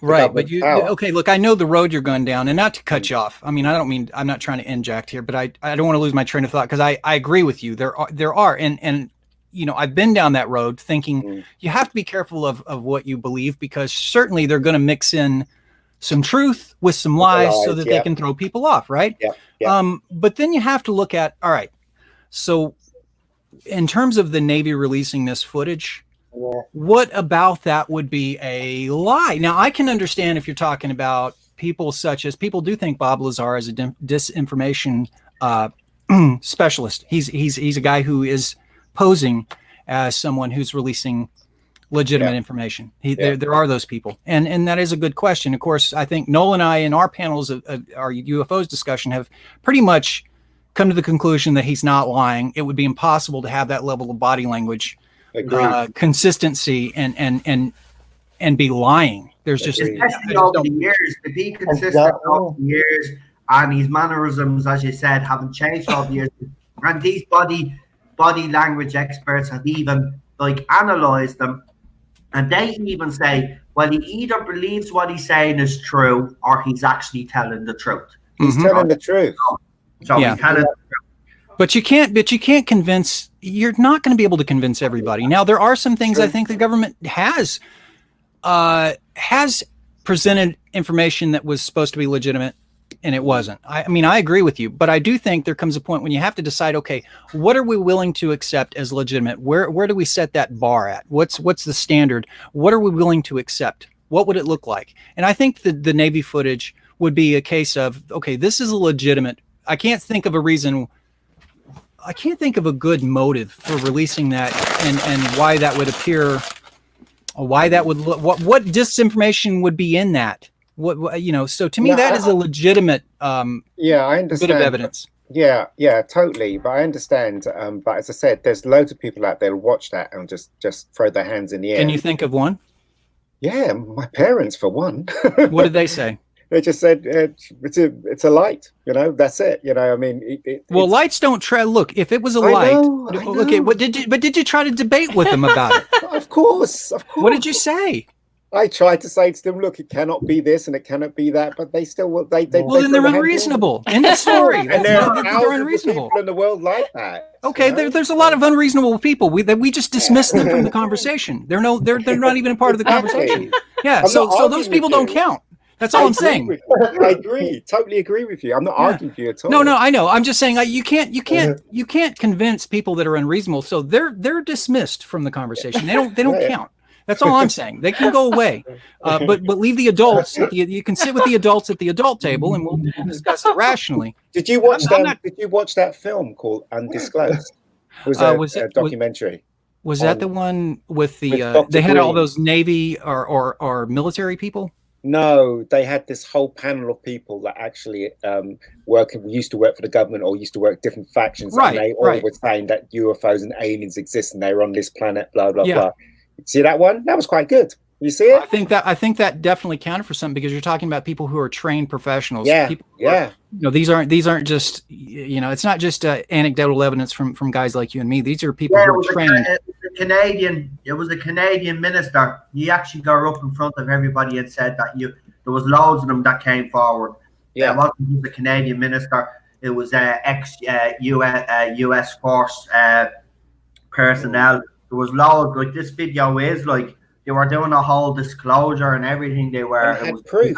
Well, nothing came of it. That's what I'm saying. So they had proof, yet nothing came of it. That just goes to proof, isn't it? That I mean, when you say nothing came of it, I think what we're looking for, what you probably would agree that we're looking for, is we want some acknowledgement from the government. Exactly. And we're not going to get that just yet. I think what they're doing is, Noel and I have kind of talked about this, and you, I don't know if you've been privy to those discussions, but we've kind of just touched on this. And I think from my point of view, the reason why the government does not want to, they're not ready to present full disclosure, mainly because, look, if you had, and I believe Bob Lazar, but if you had access to, and you had discovered craft, alien technology, extraterrestrial technology that was not manufactured on Earth, that had the capability of traveling perhaps faster than light or breaking what we consider laws of physics, right? If you had that level of technology, the things you could do with that, what could you do with that? Now, if you tell the public you have that, the things that you could do that in terms of security, in terms of intel, you lose that ability, right? Yeah.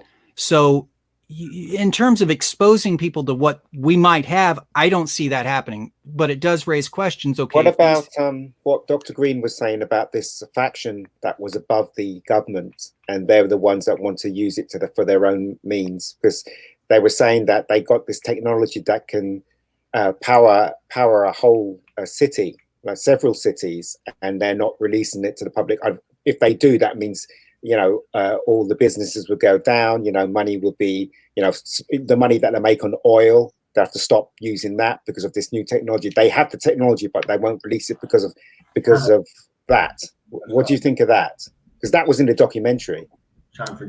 I think there's some truth to that, but I also think that overall the reason why these non-governmental agencies that perhaps have access to that type of technology are hoarding it, I think it's more of a selfish reason than it would be more to protect certain institutions or financial certain industries. That's my take on it, because if you have that level of technology, you could use it. Yeah, I know. You know, you could use it for a lot of things. One of the most convincing videos I've seen on YouTube was the one where they interviewed the CIA man when he was dying at his old people's home. Do you see that one? No, I didn't see that one. Right. If you look it up, just type in CIA man UFO and you'll find it. And this guy's talking about Project Blue Book. He was part of Project Blue Book. You not seen that one? There's a TV show about been trying to get them to watch. Yeah, I know that, but this guy's for real. Well, I feel it's for real. It felt so real. It could have been a hoax, but I don't think it is. But he was talking about, was it that one? I don't know. I guess I'd have to. He was getting a blood transfusion, and if it doesn't succeed, that means he was going to die. And he said he wanted to confess because he used to be part of the Project Blue Book thing. And then one day his boss, I think someone from one of the president's men said, "Go and find out what's happening in Area 50." Was it 51? Area 51? Yeah, yeah. So he phoned them up, and they said, "Well, the president wants to know what's happening." And they say, "You got no," and the reply was, "You got no jurisdiction here. The president have no jurisdiction. You have no right to ask these questions." And they put the phone down. And then he went back to the person, whoever ordered it, and he said, "This is what they said." And so they went back to the president. The president said, "You tell them that if they don't give us access to that place, we'll send the First Army in." And so they went back and they phoned and they said, the president said, "If you don't give us access, they're going to send the First Army in." So they gave them access and they saw everything, the UFOs, the aliens, everything. And they went back to report back to the president and they said, "Look, this is what's involved here." And the president said, "I don't want to hear any more, get out." That was it. The end of the conversation, end of the whole subject about aliens, because the president didn't want to know. And that was it. I mean, so this was this recorded on video? Yes, or was this recorded on video? If you look it up, there's more to it than what I'm saying. But I mean, this interaction between, on the phone and then going back and relaying the message, that was all on video. No. That was just an account. That was the account of what took place, that was recorded. The account of the CIA man. Yeah. Okay. The interaction. Yeah. So okay. I mean, he's telling the story, but it's on YouTube. You can find it. It could be true. I'm not trying. I don't want to be critical, but I can't help it because I've been so open to stuff that sounds very similar to that. Okay, back in the 80s, I think 89, 90, somewhere around then, we had the alien autopsy footage, right? Yeah. And that was rubbish, though. Well, it was. I agree. But at the time, there was that sense of, in the back of your mind, you're thinking, well, what if, Nah, I knew it was a fake just by looking at the footage, because obviously I know about visual effects and stuff, and right. That's definitely a puppet. So there's other footage that you can find, such as the supposed footage of the alien or the extraterrestrial that they had taken, recorded at Area 51 and looked like an interrogation room. And there was I don't know if you'd ever seen the video. They were discussing. They were talking about. It was a guy who supposedly worked at Area 51, and they had his face blurred out or black. He was in black. He was in the shadows, and he was kind of discussing A lot of stuff they had obscured his voice, obscured his face. And a lot of that stuff. I mean, it sounds, there's no way to really confirm some of that stuff. That's the problem. And that's really the issue that I have with it. I just put the link in the private chat too. I copied it over to his. So that's the video I'm talking about. It's very convincing. I'll have to look at it. I've seen so many footage, so many videos of footage that are quote unquote legit. And I mean, I'll look at it, Put it in the live chat there, and I'll put it up on the screen. I can't. Let me see. I don't think I can do that. Somebody else. All right, hang on. Let me see if I can. We'll have a look. How long is this video? Well, this one's the cut version. There was a longer version, so this version is it's not long at all. I think they cut. Well, this one's saying 17 minutes. Yeah, but there's a longer version because they've cut it. That one. Well, we won't watch the 17 minutes, but we'll put on a few minutes of it. Yeah. So but it's very interesting what he was saying.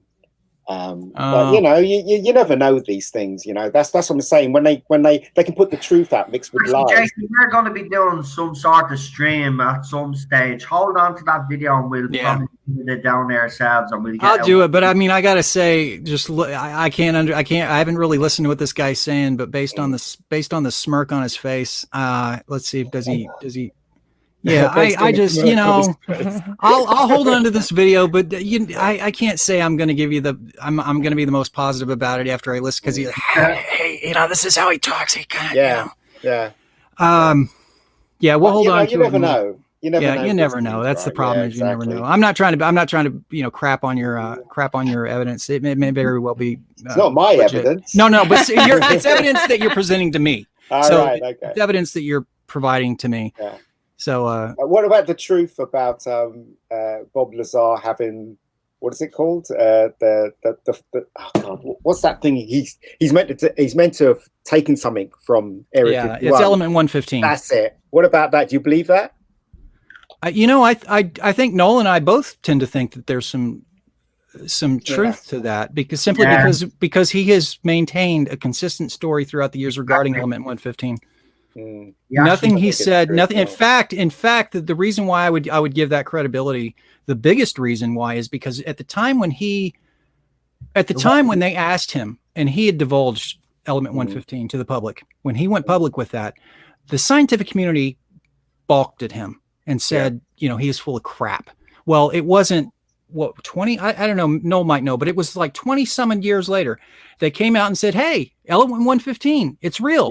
We've been able to isolate it. It's only a few atoms, but they were able to isolate it. So he was able to divulge something that at the time science denied, and then you find out years later that they're confirming that it's true. So I tend to believe that's true. I do believe that the Roswell incident actually happened, and I do believe it all stemmed from there, in my opinion. But there has been some UFOs that's crash landed in Russia as well.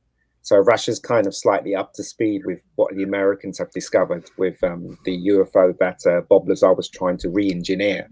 So, and I actually believe that stuff because it just sounds real.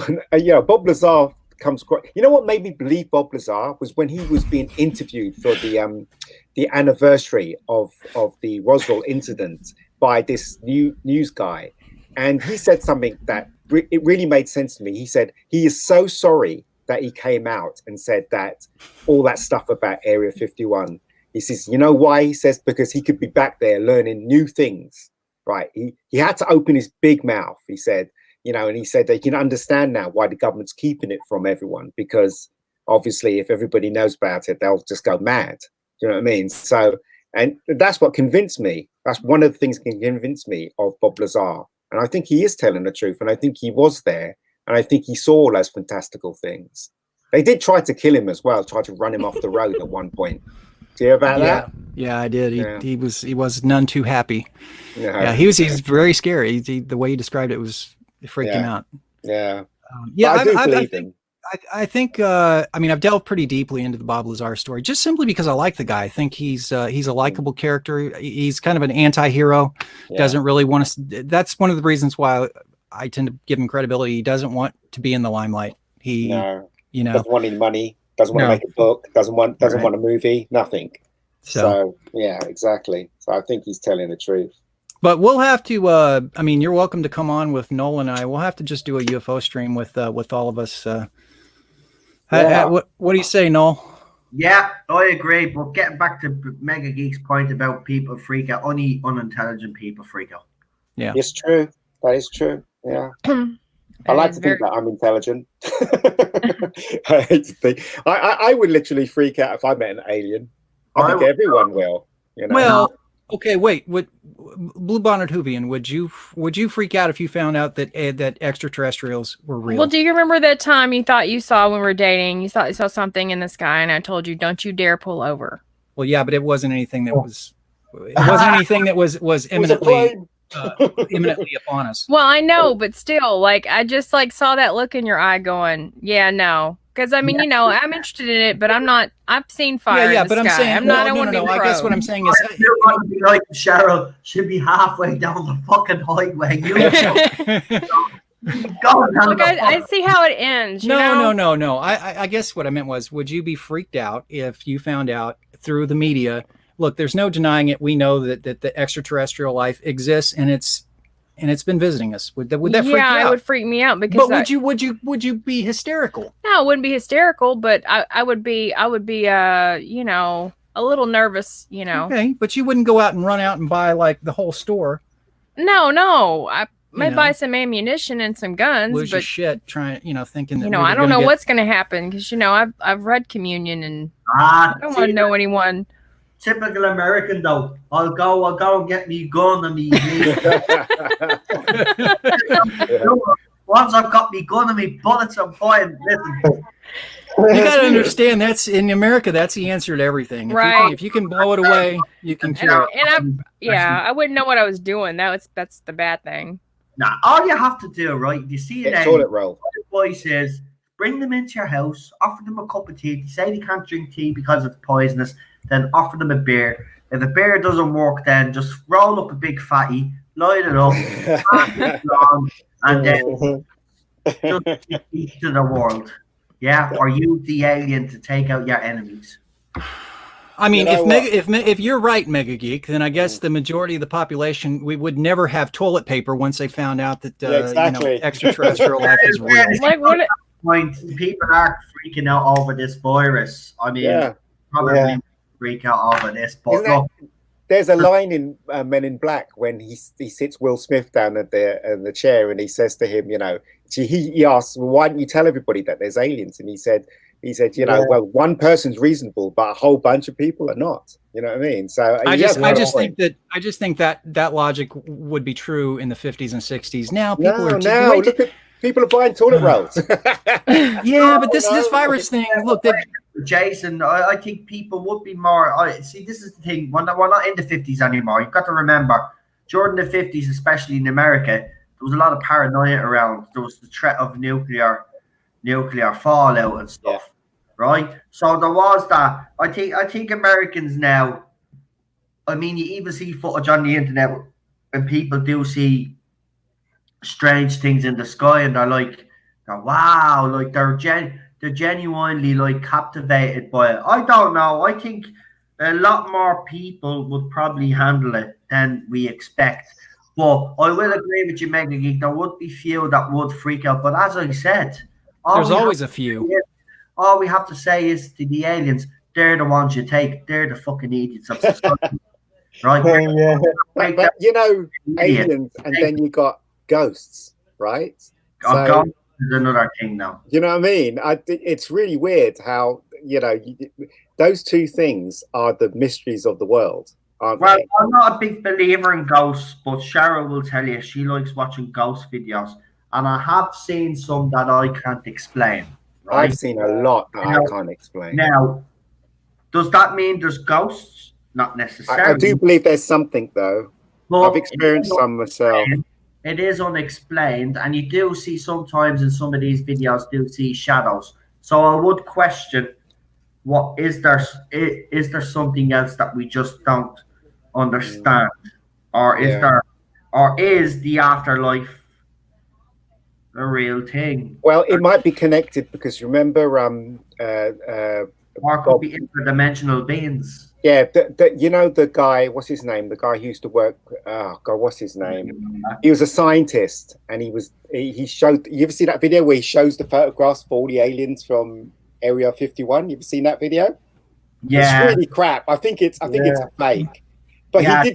he did say one thing. He said basically one of the aliens was dying, and he became friends with it, and he said he was sad, and the alien said, "Why are you being sad? It's just a transition. We're just gonna die, and we're gonna transition to something else."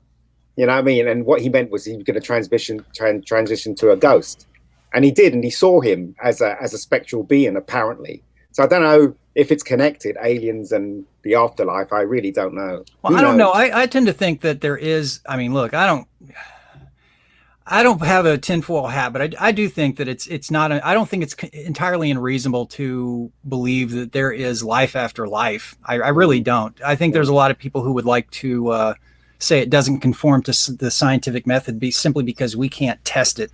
Well, that's how arrogant do you have to be to think because the tools that we have, the measurement tools, we can't. I mean, honestly, just because we can't measure something, it doesn't exist.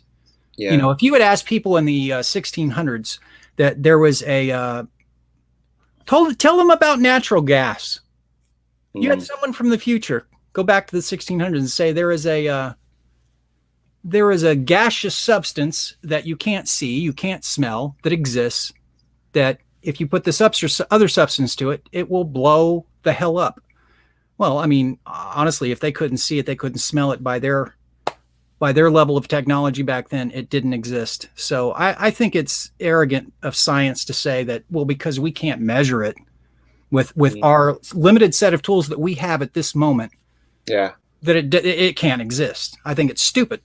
What about the time travel thing then, connected to the UFOs? Do you believe that too?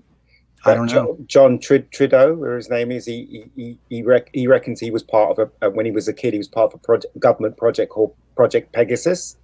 Yeah. And they created this time travel thing and they sent him back in time. Do you believe that? Do I believe it? I don't know. I mean, I can't, I'm open to it, but it's one of those things, man. You can, this isn't a guy who has the consistency of body language that Bob Lazar does. Yeah, exactly. I've seen the guy, but I mean, it could be, but there's so many. Time travel, I think, is a lot of bollocks. According to Bob Lazar, it is possible with the technology that they were re-engineering. Yeah, but whether this guy actually was a part of that. Exactly. I mean, Cheryl is at the checking. She's on Netflix there, and she was checking. She goes, "Look what's pandemic, right? You know what I mean? Netflix and things to watch, popular searches." Oh yeah, yeah. They have a trending section on Amazon, and what came up? 1984. How perfect. Yeah. Oh my God! Pandemic, quarantine, and 19 is a trend. Contagion's another one. Yeah, and Outbreak was the other one. Yeah. People are like they're really getting themselves upset by watching all this stuff. Well, I'm surprised they haven't aired that on like Fox News or CNN or BBC or tonight we're gonna show you Pandemic. Yeah, but here, I'll give you a laugh, right? I was going away on my very first holiday, right? And I had a fear of flying. Sure, the night before, right? This is how far we're going back. Final Destination, right? Oh, perfect film. TV. Now remember, this was released about 6 months prior. It used to take a little bit longer for it to come out on the TV. But then the night before we flew, the sister says, "Oh, there's a great film on. Do you want to watch it?" Because she obviously went to see it. Final Destination. Sat there, watched it. She freaked out on the plane. She did. She had the window seat. Now, I don't get me wrong. I was a fair flying, but this was my whole attitude. Sure.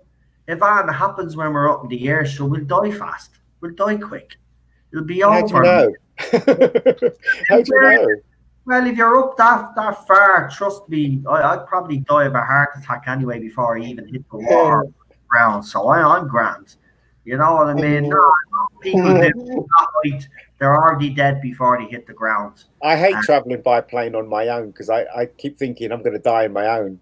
I'm with no one. That's what I think. Well, here, I mean, look, compared to all other travels, the plane travel, air travel is still the safest. So, but I mean, yeah, she had a freak out. She thought she'd be a smart arse and watch this movie. And obviously, if anybody isn't familiar with Final Destination, it is about an aeroplane. This guy has a premonition. Yeah.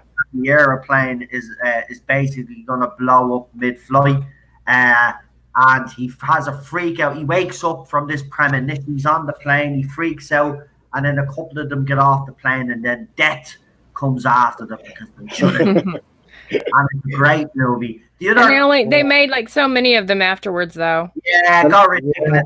Yeah, but the last one was clever because it connects to the first one. No, I get you. One. The last one was supposed to be good. I haven't seen it, but I wouldn't watch the rest of them. But I did watch 2 and 3. I gave up after that. I think there's 5 of them or something, and the 5th one finishes the time. So there's another bloody Jigsaw or Saw movie. A new one, yeah. Chris Rock's in it.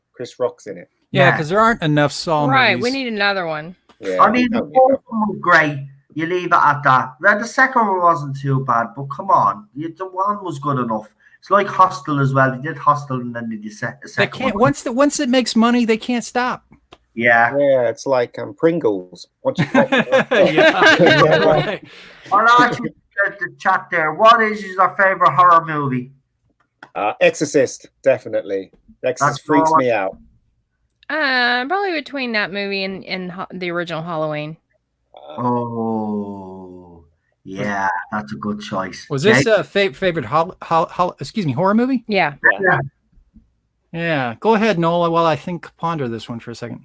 Well, I've got 2 because I think they're equally as good. I do agree with Mega Geek. I think The Exorcist is definitely up there. But there was another one that was made a few years later in the 80s called The Entity. Yeah, I remember that one. Great film. Barbara Hershey. That is a great movie. So those are my 2 choices. But if we were going sci-fi horror, it'd obviously be Alien. But Alien. So we're just going horror. So I'll go with because it is the most famous movie. Well, I'm gonna say I'm gonna go with 2. But if I had to pick between the 2, my 2 would be Alien and it would be Invasion of the Body Snatchers. Oh, I love that movie. Is that the remake? Yeah, it was the 1970s remake. Yeah, the one from Wonderland. That had Spock in it. No. Yeah, Leonard Nimoy was. Yeah, it had Leonard Nimoy. I was thinking Star Trek. Sunderland was in it as well, wasn't he? Who? Donald Sunderland. Oh yeah, he was the protagonist. Yes. Right. Yeah, he was in it. Remember that bit where the dog had the face? Yeah, that was so scary when it that leaked. was so bad. Jesus. Yeah, so it would be between those 2, even though I think Alien would probably win out. But that is the greatest horror movie ever made. What about Daniel? Daniel, what's your favorite horrors, mate? What? Favorite horror movie? I don't really have. I know I'm more sci-fi, so probably Alien. Right. Yeah, sci-fi horror. Alien. The Thing is a good one as well. John Carpenter. Yeah, The Thing is good. A lot of good horror movies, but if you had to just narrow it down to just 1 or 2, I would say Alien has got to be in that. It is. Alien is up there. No, you're right. What about The Omen? Oh, that's a great movie too. Yeah, The Omen. I mean, I do like Halloween though. I think Halloween's a great show. I mean, for me, I was just if I had never seen either one, I think I would be freaked out over Alien. Like if I had to deal with Michael Myers versus the Alien. Well, I do think The Exorcist is probably is to me it's still horrifying. But I mean, yeah. The reason why I like The Exorcist so much is 1 because I'm Catholic and it did scare the heebie-jeebies out of me. Yeah, I can imagine. And 2 is that it was directed and performed so well. It didn't have no music in it. It was really serious on the subject. You know, they'll have scenes where there's screaming and then suddenly it cut to nothing, to complete quiet. And it was absolutely scary as hell as far as I was concerned. Some of that language in The Exorcist was just unbelievable as well. I mean, the crucifix scene for years was actually censored in some countries. They Yeah, didn't- it was definitely way for back then. That was extremely Yeah, It was. extremely Spider walk. risque. Some countries they didn't even show her coming down the stairs doing the spider walk when she turned. Remember You know when that to me, that's the creepiest scene. Yeah, and That the wasn't in the original though. No, They it wasn't. cut It's that in the out. director's. Yeah, but where would you put The Shining? Because Arta Lee, whatever his name is, I can't. I like The Shining, but I wasn't Artu. scared about The Shining. The Shining didn't scare me at all. It was a good movie, but it didn't scare me. Yeah, I don't think The Shining. I think people misinterpret Stanley Kubrick's Shining. It wasn't supposed to be a horror. I know that don't Steve think? one exists. No, I don't think it was supposed to be. Well, a what horror. about that scene with the bathtub where the chick was naked and then she turns into the old woman? And Yeah, I think that was his own. I mean, there's supposed to be some jump scares in it, but for me, I didn't really, it's going to take a little bit more than I know what they were trying to do, but It was more of a psychological thriller to me, but I think there was. I do believe in the conspiracies that he had hidden messages in his movies. I'm sorry, I'm sadly one of those people. There was a movie made about that. What was it? What was it called? Room 237 or Yeah, something. yeah. Room 237. Yeah, Yeah. the Moon Room. I did like Aliens as well, even though that wasn't scary. It's more action than anything else. It was a good horror, as far as I was concerned. But yeah, there's some really good horrors out there. The Duke. You ever see that one? The Australian film. Yeah, I've seen the I've Babadook. actually never watched that film. It's really good. I watched the Babadook. It's good. It's a good movie. I would recommend it. Yeah, it's just the name throws me. I can't. It's They Australian, it was isn't it? sad. It was sorely misnamed. I will say one thing: Sinister, and I mean the first Sinister movie. Is Yeah. better. Yeah, it is. It is. As I said, still think The Exorcist is the best horror film ever made. I don't think anything comes close. Well, Alien does supersede it. It's a superior show, but I think Exorcist is a wonderful representation of the religious horror experience. I'm just kidding, of course. I was my dad sneaked me into the cinema to see it. I think I was 16 at the time, and in England there was certificates were U, A, AA, and X. Because they've changed it now, but I think AA was 15 and the X was R rated. So my dad knew the guy that worked there, and he sneaked me in. And I tell you, I was terrified watching that film. I couldn't even. When I went to bed, I couldn't sleep. It's one of those films that still bother me. Like I've seen it. I've only actually seen it in its entirety like a few times, and I actually read the book as well. Yeah. And that is equally scary, and so it still bothers me. Like it to watch it, it's like it takes a lot for me, and that's a very I have to watch it during the day because I'm just like, and even then I'm freaked out. I watch that movie in the dark on my own, and I always freak Cheryl out because I always do the priest's mother, the way when she's when she gets locked up in the mental institution and he goes, yeah, and she says to the lad, she goes, Gimme, why you do this to me, Gimme? Why? Yeah. Wouldn't you categorize? Now, look, I know I don't normally categorize it as this, and I haven't actually thought about it. But wouldn't Jaws be considered a little bit of horror? I mean, it's not horror, but wouldn't it be kind of because it's? I'm not sure. I don't. It's one of those. I want to say it's horror because it scares the hell out of me. It was well done because you don't actually get to see the shark until the last 20 movie. There's a big build up. That movie, the first Jaws movie, is brilliant. And they should have stopped. Again, they got greedy. But I would like Steven Spielberg to remake that again if he was Leave it alone. Because you wouldn't have what was his the acting? name? It's Roy Scheider. Yeah, Roy. You wouldn't have the cast. Richard Dreyfuss. Why no? But you could. And then who's the other guy? The Richard. What's his name? Shaw. Robert Shaw, who is brilliant. Yeah, there's no bringing him back anyway. Yeah, I think the cast is a lot of what made that. Obviously they did a good job with the suspense, but the cast kind of it was the icing on the cake. And if you had a different cast, next movie was Jaws 4. Do you remember? It ends with Michael Caine and Hey, yeah. Oh, Jaws the Revenge. you're not serious, right? No, Yeah, that shark has bad it was breath. He called says in one scene. Jaws the Revenge, right? So basically, the shark follows the family up to. Yeah, what a load Oh of shit. yeah, yeah. You didn't Oh see yeah, that. no, I wouldn't see that. Terrible. Pile of crap. Absolutely terrible. I'll never forget that line from Michael Caine. That shark has bad breath. That was that line that made me laugh so much. How much do they have to pay him to say that? I wonder. Well, do you know what? He said that he was grateful for Jaws the Revenge because it paid for his mother's house. That's what he said. That's In a all. The review, only reason he did it, I'm sure. Wow. Yeah.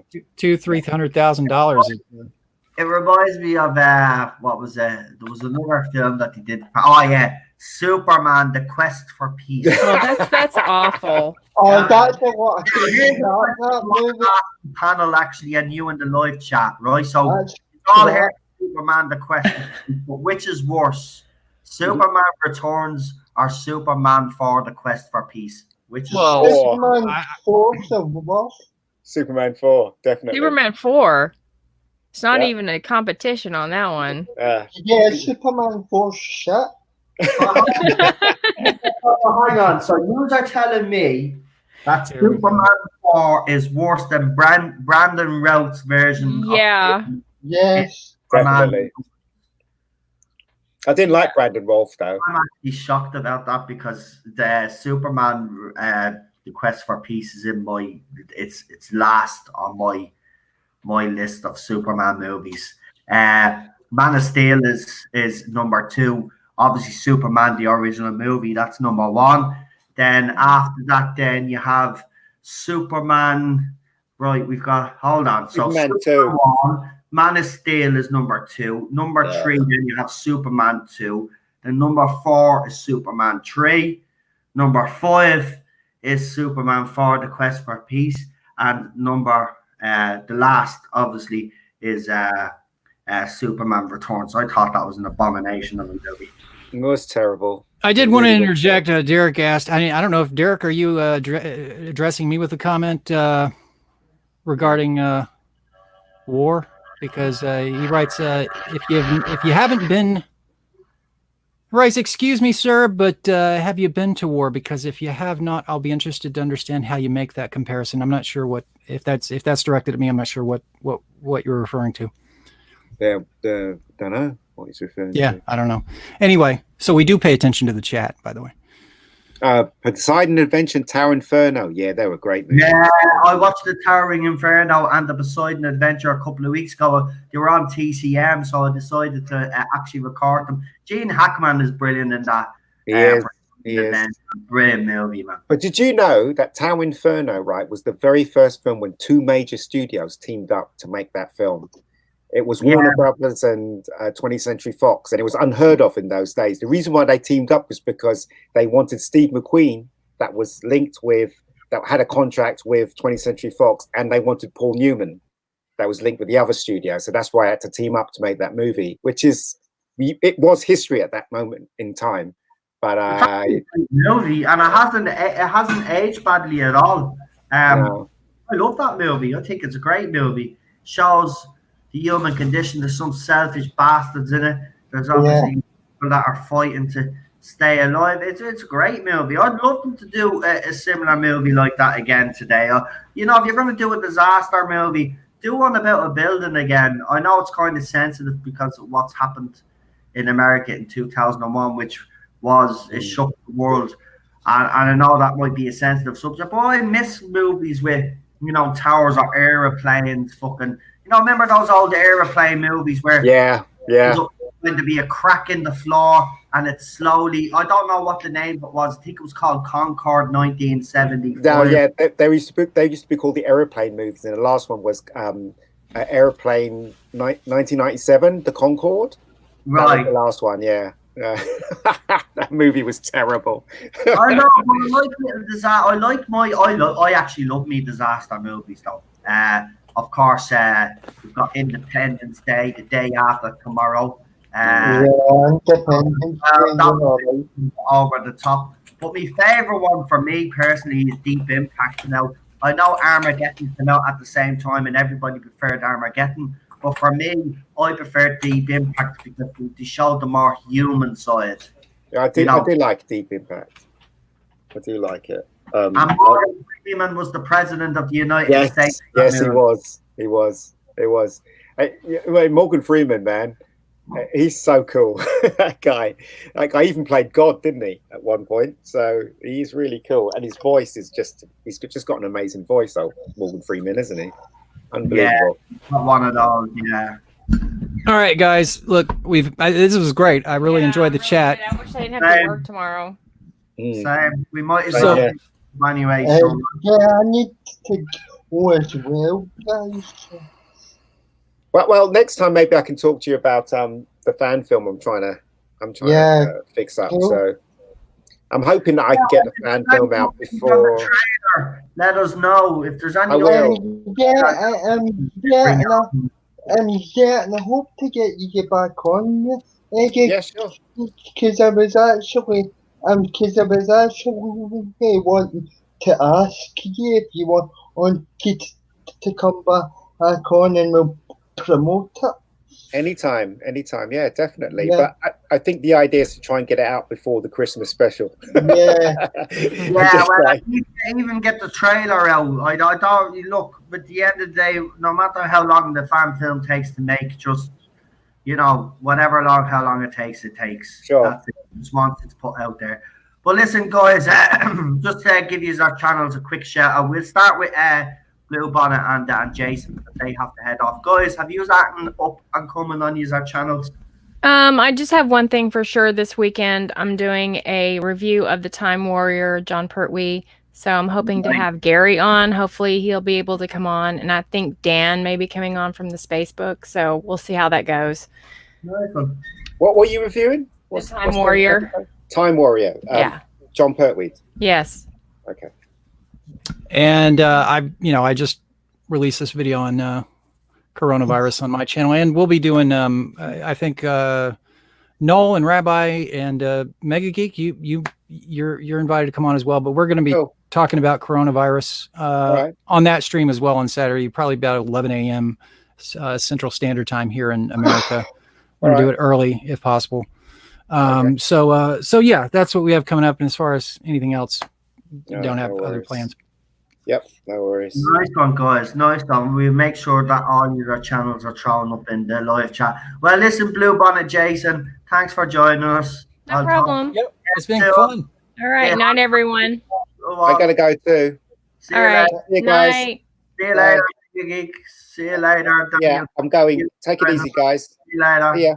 Bye. Can I shout out my channel before? Oh yeah, go ahead, Daniel. Walk away, mate. Yeah. So basically, I've got I'm actually planning on doing a stream on a big funny short deal coming up. But I'm gonna do it in the Paul McGann audio. But Bill of the Dow. So it's on Spotify right now, guys. So if you want to actually contribute to it and actually listen to it before I actually do the review, it's on Spotify. As we speak. So yeah. Nice one. So as he said, it's on Spotify. You said this week, is it? It's on Spotify permanently. So like, nice. And it's actually for you, and it's actually for years. Also, you don't have to pay for it. So. There you go, guys. Get it, and then go and join Daniel while he reviews it, and then obviously you'll know what he's talking about, and then you can join in. But don't forget to subscribe to his channel, guys. I don't know if the channels have gone up tonight. Is any of the moderators still around, actually? I think they have a couple of times, but I can't remember. Is Chris still about? I don't. I think Chris is gone actually. Alright. Oh, he went to go to sleep. Unknown was there earlier on. Unknown, if Yeah. you could do us a favor, make us know you know how to do it. If you could throw up all the channels, really appreciate it before we finish up. But listen, Daniel, listen, thanks for coming on. I know you didn't really get much time to say that because this conversation kind of Yeah. went all over the place. But you know, we'll bring you on again at some stage, and obviously you have your streams coming up, so we look forward to hearing them. But listen, Yeah. we all obviously say we'll be all getting busy pretty soon. Yeah. You know, with this lockdown that's happening, Yeah. there'll be plenty of streams and plenty of panels and stuff happening. Yeah. Don't worry, and we'll be reviewing a lot of stuff as well. Listen, Um, guys, yeah, go ahead, um, guys. Before Um, we yeah, I mean, I really enjoyed, I really enjoyed the panel last night. It put a smile, I actually put the biggest smile on my face I've had for ages. And actually, when I actually tuning into the panels because I was getting a bit upset and emotional because of what happened. But your panel the other night actually put a big smile on my face. I enjoyed it. I'm glad. I'm glad because other people's panels have been helping me as well. So it's nice to hear. I'm glad everybody is starting to get a little bit you know.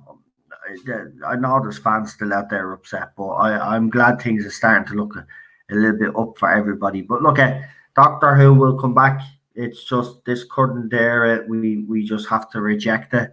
Just keep doing what we're doing. And Yeah. remember, guys, I haven't stopped asking people to send. I put it in my videos. The only reason why I haven't said it as much over the streams is because I don't want to wreck people's heads. But I'll just give you as a friendly reminder to keep emailing the BBC like you have been doing. 3 statements proves that this fandom is actually making a difference. Yeah. And by the way, just before I go, I did get another generic response, but what is actually interesting about that because I can pull and about the actual torture scene of the explorer torturing the time with his child, but the guy that wrote back to me wrote back his name and whatever, and he says that's he was in with BBC's community guidelines or whatever, but I'll copy and paste it over to you tomorrow. Interesting to do that because I'm also actually before you do leave, stay there for a second. Yeah. I do have a couple of videos coming up actually. In response to the heel versus babyface video, he read an article in a video earlier on from a journalist called Laura Fox, who was basically saying that there was a lot of fan backlash towards Joe Martin's doctor, and basically tried to make it out that we are now. Hales versus Babyface on his video basically said in the when he was doing the video, where's the evidence? You haven't provided any evidence of any of this hate, so-called hate that you're talking about or backlash. Yeah. So what I have done in response to his video, I have actually gone in and I've scoured all over the internet and I've gotten all the positive comments that and trust me, there are loads. And I'm actually going to show her where we present evidence that people are actually happy with Joe Martin's casting. This narrative that he said in his video, it's a fake narrative, right? You're trying to cause something, causing agenda. I don't know what they're up to, but I'm going to prove this journalist wrong. I have the headline to our article, and I've actually then gone, as I said, all over the internet. I will cover those people's names because obviously, you know, at the end of the day, it's still personal information. So I will delete people's names so people don't know. You will see that it's overwhelming, and even guys like me that aren't a fan of the female doctor, that you should be playing with this. Were actually came out and praised Jo Martin because in 15 minutes she did more in the role than Jodie Whittaker has done in 2 series. So it's a fake narrative. There's only a small minority of this fandom who we know who they are. We won't mention, but they're the ones. Don't tar the rest of the fans with the same brush. But I will be doing a video on that. I also hear that a certain article that was done by a certain Time lady. Well, what's happening? What I was told was, and I was told this by someone that I trust, apparently they've started and the mob have started. So anybody that has a problem with what Beth said in her article, they're going after. Now, this is starting to get a bit annoying now at this stage. There's YouTubers that have already done videos to dismiss everything that she has actually said. It doesn't make any sense. It does not fit perfectly in, and I'll keep saying that, right? But for those people and for Beth and the Time ladies and all, listen, you have your opinions, right? You believe that this fits perfectly. We don't. We have every right to have that belief, just like you have every right to have your beliefs. What you do not have the right to do is to retweet people's tweets that disagree with your article so that your mob can go after them. That is wrong. Now, I will be exposing this. I have asked people because, as I said, these people block me, but I have got people that aren't blocked by them. I'm getting screenshots of their tweets. I want to see what they're saying about people. I'm going to expose these people as well. So I have a lot of videos coming up. I'll also have me regular live streams. We'll also be reviewing New Who this weekend. Also, watch out. I will have a promo trailer because we're doing something on Friday. I'm not going to tell you what we're doing on Friday yet, but we will have a promo trailer probably later on. I'll see how I'm feeling, see how many videos I can actually throw up tonight. Will be tomorrow, but there will be a promo trailer as well. So we have loads. We're going to be doing loads. I'm not going anywhere. And as I said, we're here for the long haul. And while this crisis is happening right now, we'll be with you all the way. We'll try keep you entertained as much as we can.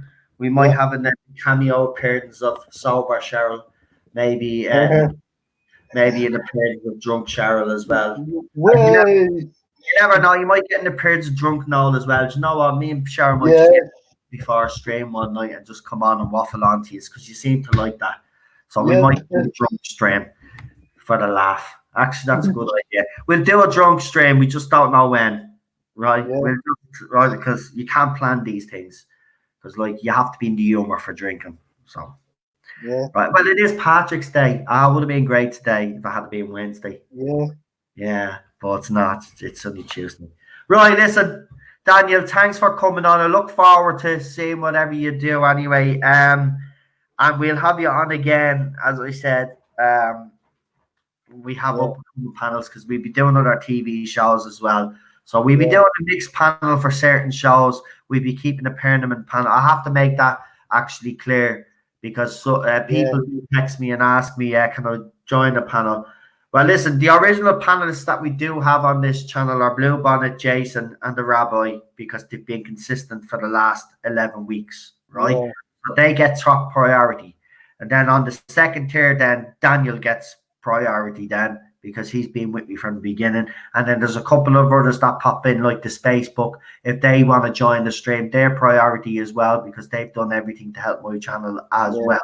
So people that do stuff for my channel and people that have been support my channel from the beginning, they're the ones that get priority. But what I'm going to try and do is, as I said, we're going to be doing so many different shows that I will on some time, like we did the last time, we will throw the link into the live chat and we'll let a couple of people join a panel and we'll rotate. We'll do the odd. So that's how I'll make it up to you guys that do want to come on and feel left out. What I will do is say maybe twice a month, throw the throw the link into the live chat, and the first 4 people that join is part of the panel. And I think that's the fair way to do it.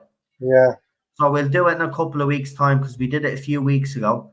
So we'll do it in a couple of weeks from now. I'll throw it in, and that's the way it'll go. Okay. Enjoy me these days. Yeah, Derek, it's gonna be bleeding Borden, mate. You know, because even though we give out about the pride Irish people, like me and Cheryl were out last year, and it was shit. Trust me, when people say the pride is shit, like you see it on telly, and it doesn't look that bad, right? But we were there. We had a great spot. Oh, do you remember the woman that kept giving out to me? Actually, she kept going. No, seriously, man, I nearly got me head knocked off. We had the whole hat and all. I had to end up taking me hat off. I had a plastic leprechaun hat. Did I have a beard as well, didn't I? Yeah. Had to end up taking everything off, man. This woman just wouldn't. And then she was like, she was bumping into me. She wasn't even apologizing. And then I said, I actually, she turned around and said, I says, sorry, excuse me. I says, I don't mean to be rude or anything, but I literally can't move anywhere. You're pushing into me. And then she kind of disappeared. And then we started talking to this other couple, and they were sharing sweets with us, and they were talking to us. Yeah, we got to talk to a few, but that was the best part for us, wasn't it? Talking to people. But the fight was brilliant, wasn't it? We were leaving, there was a fight. No, there was a commotion. You remember there was something going on, and we had to leave. Yeah, look at in Ireland. Nah, trust me. Right, guys, I'm gonna go because I am saying goodbye the last 10 minutes, and I have to keep. Not about it. See you, Daniel. You look after yourself, mate. Yeah. And to everybody in the live chat, all my moderators, thank you all for taking part. If you haven't subscribed already, please do so. And if Ted is just killing me here now. And the notification button, just make sure that you hit that bell. I can't concentrate now. And come here, just make sure that you're still subscribed, because YouTube are being knobheads on that. And look out for some videos over the morning as well. And Unknown, because he's a legend. Do me a favor, throw up their YouTube channels as well that were on the panel before you go, mate, will you? And I really appreciate everything you've done. Chris, I know you had to fly off, get some sleep. I hope you had sweet dreams and all that. And everybody, thank you for the super chats as well tonight. And yeah, that's it now. I'm off. Good luck. Stay safe. Hug each other. Be nice to each other. Good luck.